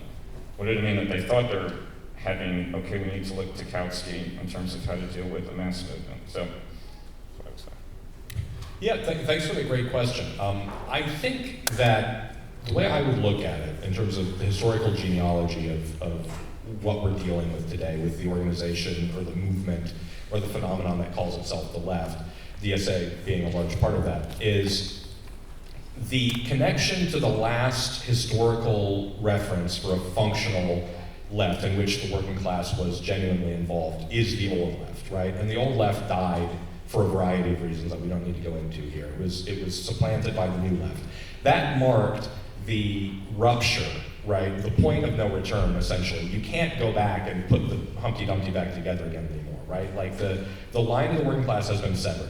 There are no institutional, organizational phenomena or forms in American society today that have any sort of historical connection to what the old left actually was. The new left swept all of it away, which is unusual because in other countries, take a look at France, right? You have a present day manifestation of the old left in the trade union movement in France, right? And you can quibble and say, oh, the trade unions are reformist, blah, blah, blah. Yes, that's fine, but a lot of the old left was reformist too, right? That's not really the issue.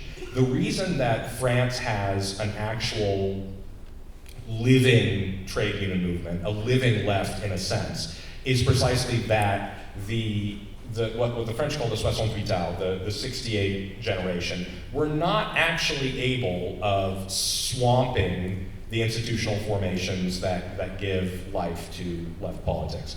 And there are still holdouts separate from the political system that are able to kind of keep a working class activist base involved and actually, to a certain extent, in charge of these organizations. That is not the case in the United States. The unions are almost entirely bureaucratized at this point, and entirely Democratic Party aligned. There is no genuine revolutionary or even non-democratic reformist union movement left in the United States. So I would say that essentially our task is to try to reconstruct something that resembles in its core features what the old left was in terms of its connection to the working class. And we're not going to be able to do this by looking for some kind of historical link to that old left. All of those historical links have been severed. We have to build something new, and we can't build something new out of the remains of the new left-dominated American left, because that was a dead end, and it failed comprehensively in every imaginable way. Would you want to respond to that? Well, I thought, yeah. just a couple of points. The American labor movement partly lost its militants before the New Left was even conceived. Yeah, sure. It lost it in the 50s, for God's sakes, when there was no one used the term New Left because there wasn't a New Left. So in a way, I mean, I'm not here to defend the New Left, but it wasn't like they were out to subvert a working class movement. The working class movement had become supine, largely, before, well before Port Huron, at least a decade before Port Huron. So that's part of it. The other thing is just the sheer weakness of the American labor movement. Quantitatively, it's private sector. It's 6% of the American workforce, and this is here the Democrats have continually failed to strengthen just basic worker rights to join a union. They get close. They keep getting close, and they never get the 60th vote in the Senate. So, I mean, part of this is just the fact that we live, I am sorry to report, in the most capitalist nation on the face of the earth, I think. And they have prevailed in really weakening the labor movement. If the labor movement were anywhere near the strength numerically that had been at the end of World War II, I'm not sure that we would be having the discussion we're having, it wouldn't resemble this discussion. Let's take the next question. Thank you. Thank you. Is it on? Oh, yes. I have a question for Jamal. You were very quick to give the verdict of not guilty, not innocent but not guilty, on the old generation for the current left. But maybe we should discuss how maybe your language and especially your concern about class composition of organizations is itself a very new left concern. For example, where I'm from, in Germany, we had in the 70s a lot of groups. They called themselves the K groups. They were mostly Maoist but also Stalinist groups. And some of them had certain restrictions on joining.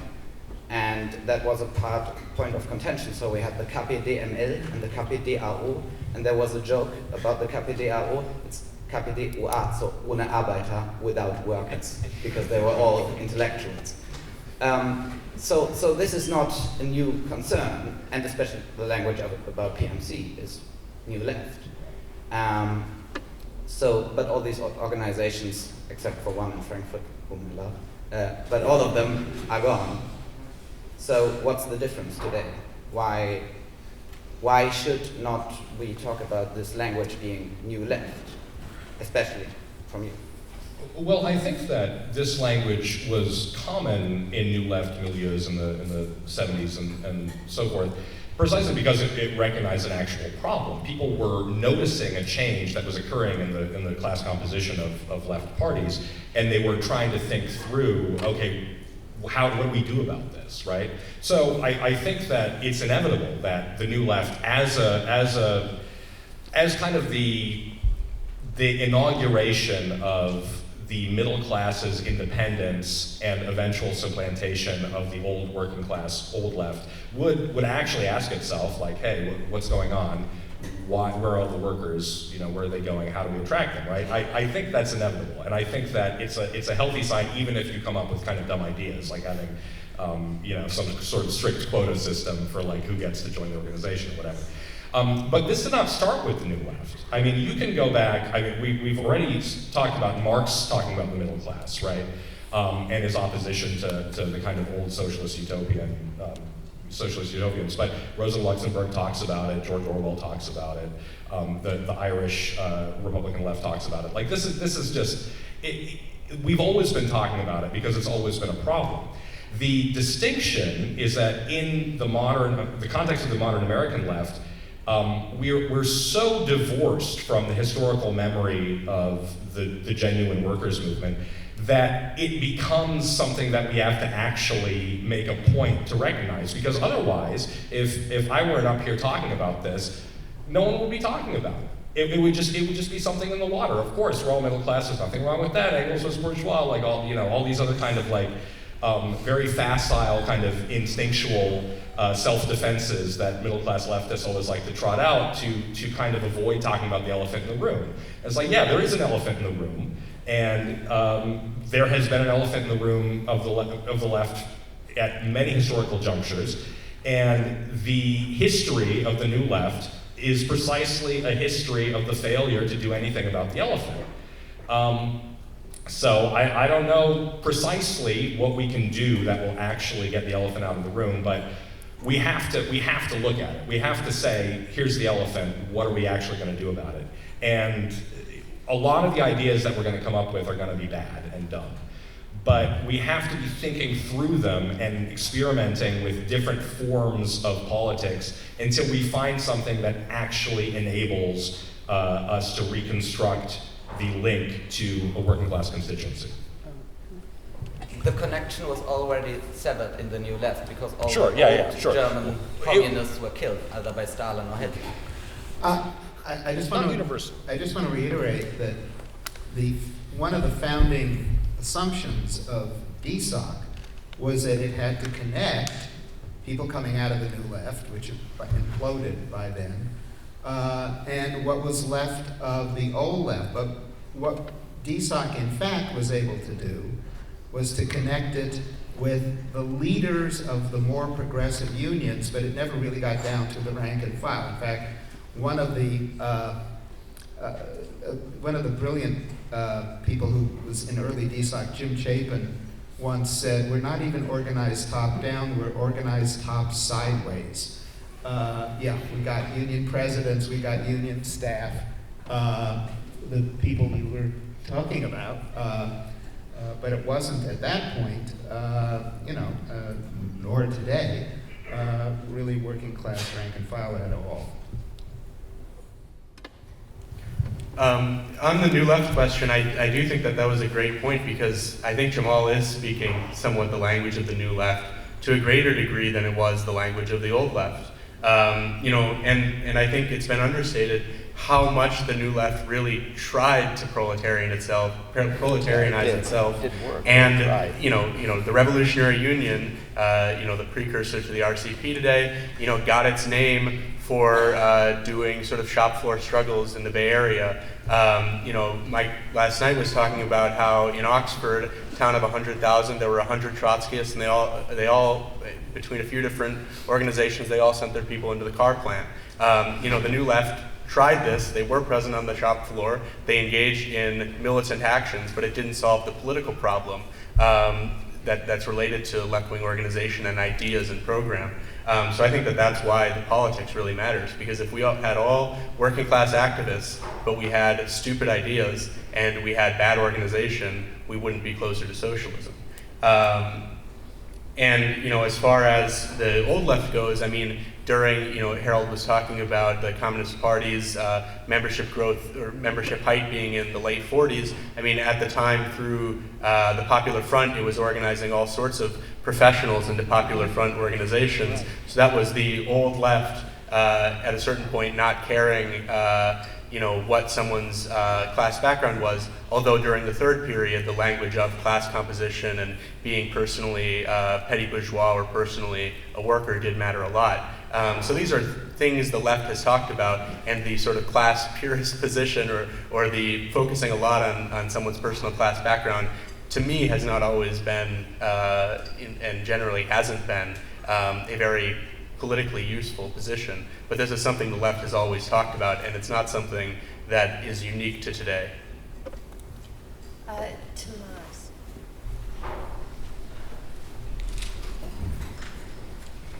Hello, hi, thank you. I wanted to maybe pivot from composition to representation as well.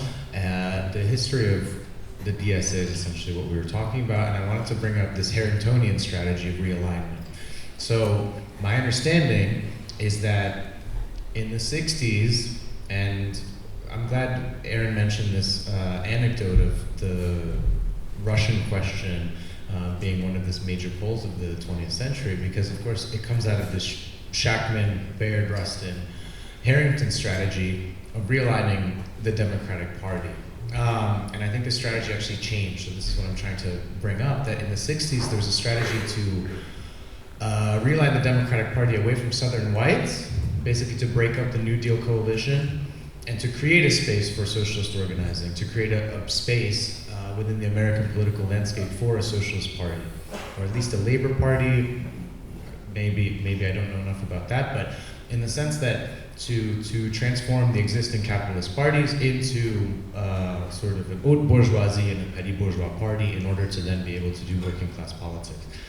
And in many ways, the DSA's founding in '82 is a retreat from this strategy. So it's already a conscious revision or reconsideration of this strategy. And my sense has been that this difference, this sort of reorientation, gets elided within the DSA's own understanding of Michael Harrington. And so I'm wondering, in a sense, there's been this kind of pushback against Harringtonian politics on the panel. And could you guys actually specify what is meant by Harrington, sort of which period? Yeah, exactly. And is composition really relevant to this, or is it more about actual politics and representation? Thank you.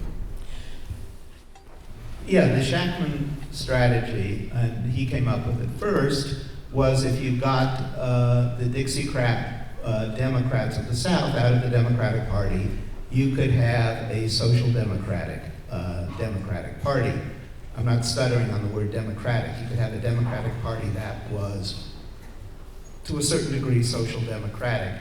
And, so, you know, it's certainly the case, by the way, you know, most of the first generation of civil rights leaders working, you know, to essentially get rid of the Dixiecrats were self-avowed socialists, from A. Philip Randolph to Rustin to King to James Farmer.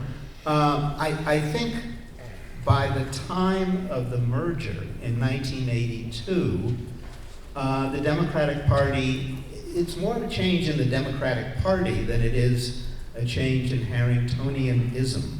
The Democratic Party had already begun its shift to the right on economic issues. And it's not so much the new left, although it's people of that age, but it's this generation of Democrats who represented for the first time suburban districts. They're socially centrist, they're socially left, but they're more conservative, moving the whole Democratic Party to the right, which kind of took the possibility of the social democratization of the Democratic Party off the table.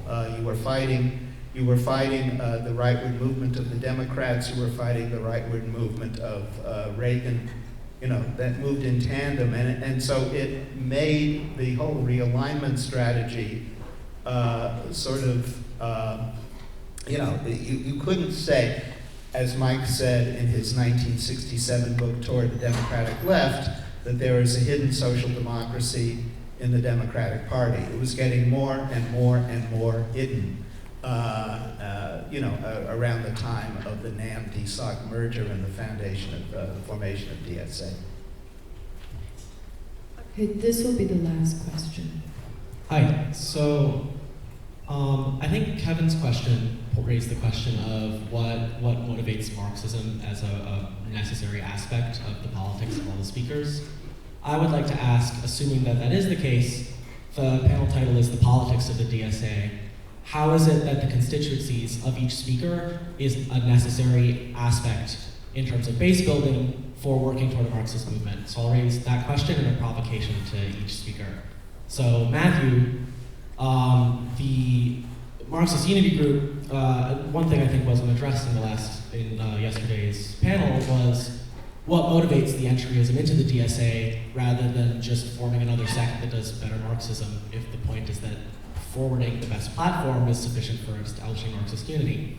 To Harold, I'd like to ask if the function of the DSA is to operate as a platform via the Democratic Party, showing socialism as appealing and the Democratic Party and its voters as the people who are most appealed by socialism, why would you not just push for would-be DSAers to enter the Democratic Party and tell everyone who would be in the DSA to campaign as hard as they could within the Democratic Party? And then for Jamal, I'd like to ask if the problem with the DSA and the motivation for the split in class unity is the increasing presence of the PMC, the bureaucratization of the DSA, and the necessity for good Marxist politics is to establish a base of workers in your party. Why not just join the SWP?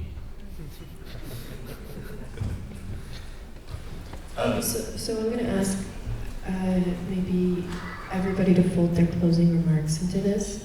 And Harold, since there wasn't a provocation for you, if I might add, what do you make of Matthew citing the Vienna Conference and Jamal kind of looking back to the old left and potentially, the Communist Party or the Trotskyists of that period?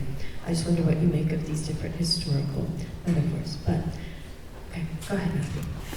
Yeah, so why not set up another sect if we have right ideas? Why engage with DSA? I mean, I wouldn't necessarily call it entryism because I think a lot of people entered DSA around 2017 when it was exploding. They weren't already organized into Cosmonaut magazine or Marxist Unity Group being founded in 2021 and 2022. So why engage with DSA rather than setting up another sect?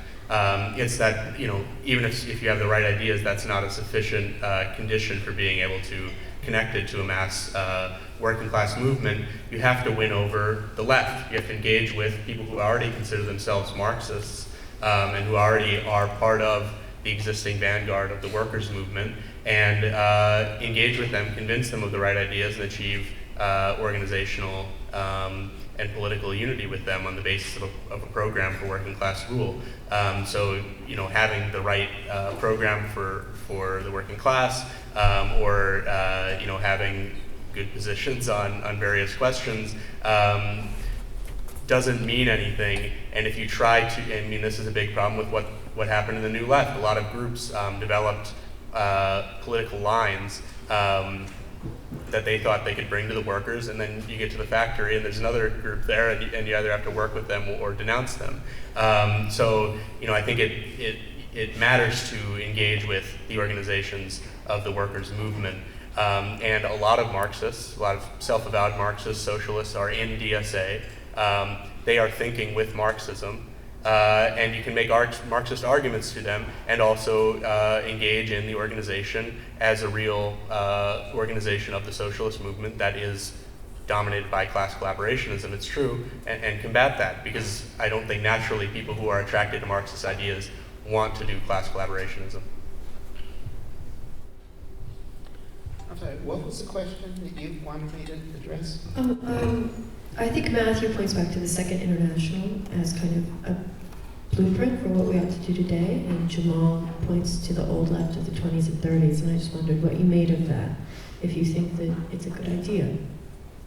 Well, if you could revive a real working class movement a la the 1930s, I think it's a fine idea. I think it's difficult in the current situation, and when we look at mobilizations like what we've seen in working class France and in other places, there is all, the reason we have to keep trying is that the right and the fascist right is doing a damn good job of mobilizing working class voters around ethnocentric concerns. So, that's important. The Second International, well, the Debsian socialists were a classic model of that. There was, they were crushed by the state in the late 1910s. Norman Thomas got almost 1 million votes running on the Socialist Party line for president in 1932. And he got about a little under 200,000 4 years later. Something came along called the New Deal. And the unions that had backed the Socialist Party moved to back Roosevelt. They didn't join the Democratic Party. This is in New York. You had fusion voting, so they set up a little party of their own, the American Labor Party. But the votes got it added to Roosevelt. America is a challenge for socialists. We need to acknowledge that. This is partly the function of the electoral system we have, and it's a function of the power of capital, which is less challenged here than it always has been. So I think that's a problem. And okay, go ahead. I don't think I had it. No. Did you ask me a question? No. No, I'd asked Harold the question. Okay. Okay, so with reference to why not just join the SWP, because the Trot microsect model also has not successfully built a working class social base. So that's basically why. I mean, just because the DSA has failed doesn't mean that we should ignore the overwhelming history of failure of tiny Leninist parties trying all sorts of different strategies. They've all failed, right? We, the American left, have failed comprehensively across the board, basically for a very, very long time, right? And we have to acknowledge that, we have to be honest about that, and we have to look at the ways in which we failed and try not to do that again. We are not going to be able to, we, not just the people in this room, but the perhaps tens of thousands of people nationwide who are maybe actual Marxist, leftist activists, are not going to be able to actually create a workers' movement. That's just not in the cards. It's not going to happen. The most we can hope to do is wait until there is the next spontaneous working class mobilization that could happen in response to any of a number of economic triggers or political triggers or what have you. And we try our best to defend that working class mobilization from what has been killing some previous working class mobilizations, such as Occupy, such as the Bernie-bounced DSA, left populist wave in Western Europe, etc. We have to be honest with ourselves that we can't be the drivers of history. The most we can hope to do is help, or at least not harm, working class mobilizations in the future. And I think that's, it's kind of comforting. It means we're not setting ourselves high expectations. All we have to do is be honest about what the problems historically have been and try our best to find ways to defend working class mobilizations from those problems reoccurring. And I think we have a lot more to learn from what's going on in France right now than we have from essentially the entire history of the American left for the past 50, 60 years. And I think everyone in this room who is interested in what it would actually look like to have a mass working class mobilization in the United States should probably look at what's going on in France and isolate those features of French political and economic organization that are conducive to this kind of mobilization and are not represented here in the United States. And maybe forget about forget about believing in the possibility of any actually existing American left organization to actually accomplish the tasks it sets out to accomplish, because fundamentally they're just not, it's not the right social composition. You can't make this happen by force of will. It has to happen out there in the real world where working people are, and you have to play a supporting role. Quick point on France, though. A lot of the base of the Le Pen right is former working class, that formerly was communist. Yeah. And so, getting back to what I said just a moment ago, you know, the reason for increased emphasis and hope on the working class is that it is particularly up for grabs politically. And we've seen that here, we're seeing it in France, we're just seeing it.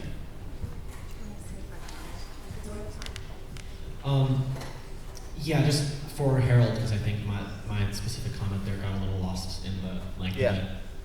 So my question to you was, if the function of the DSA is to recognize that the Democratic Party and its voters are the most ripe base for developing a socialist movement in America, what motivates the DSA as something which is external rather than those who are would-be DSAers being pushed into just running as Democratic candidates who push for socialist policies and pushing for would-be DSAers to campaign for certain people intrinsic to the Democratic Party?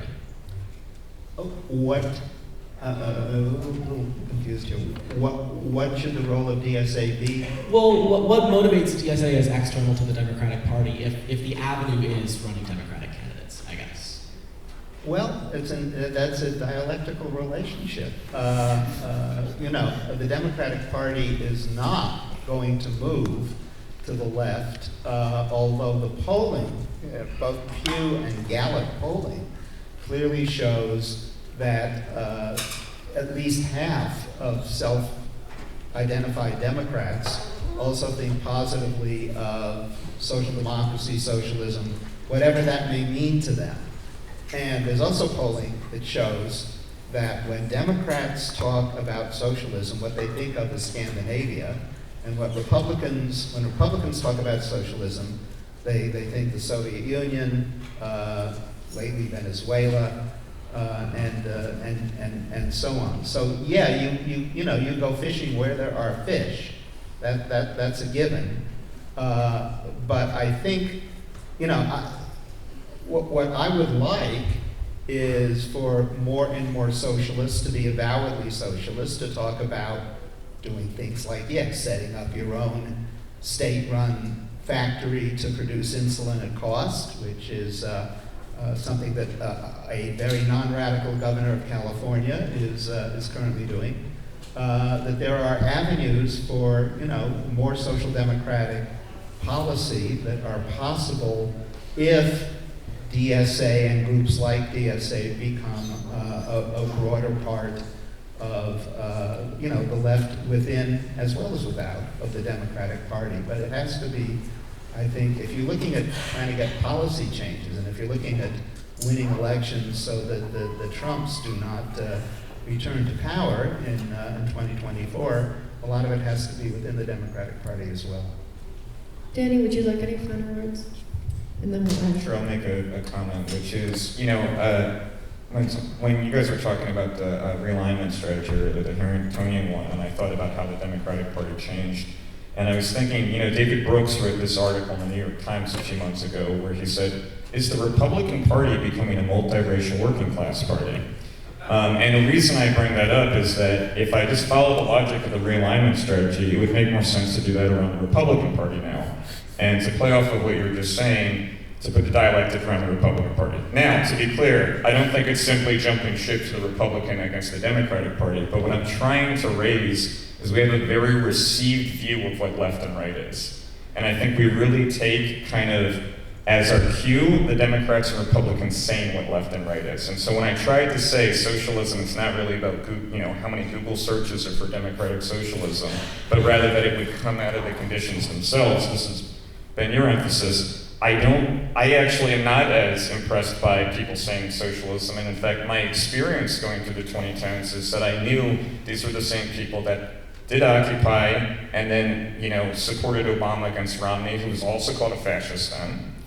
And I just knew that this was a kind of playing at the independence that the millennial left was kind of afraid to really break with the Democratic Party. So I'm not trying to say journalism, let's stop. I'm trying to say, can we recognize that we do have a very received view of left and right? And in fact, what we've seen in these past elections, what we've seen in the United States, I was at an anti-war rally in February that I would have imagined should have had more people if it was a Republican in office, but because there were libertarians there, although there were some socialists, there were libertarians there, it didn't have as much. In other words, there's a very received view. I think it's safe for us to ask, do we receive left and right in a very specific way that maybe takes cues from capitalist politics? And that's the final word. I'm going to end on that. Okay, thank you.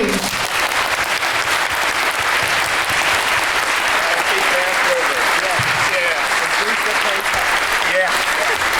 I'm one of my parents live in South Carolina.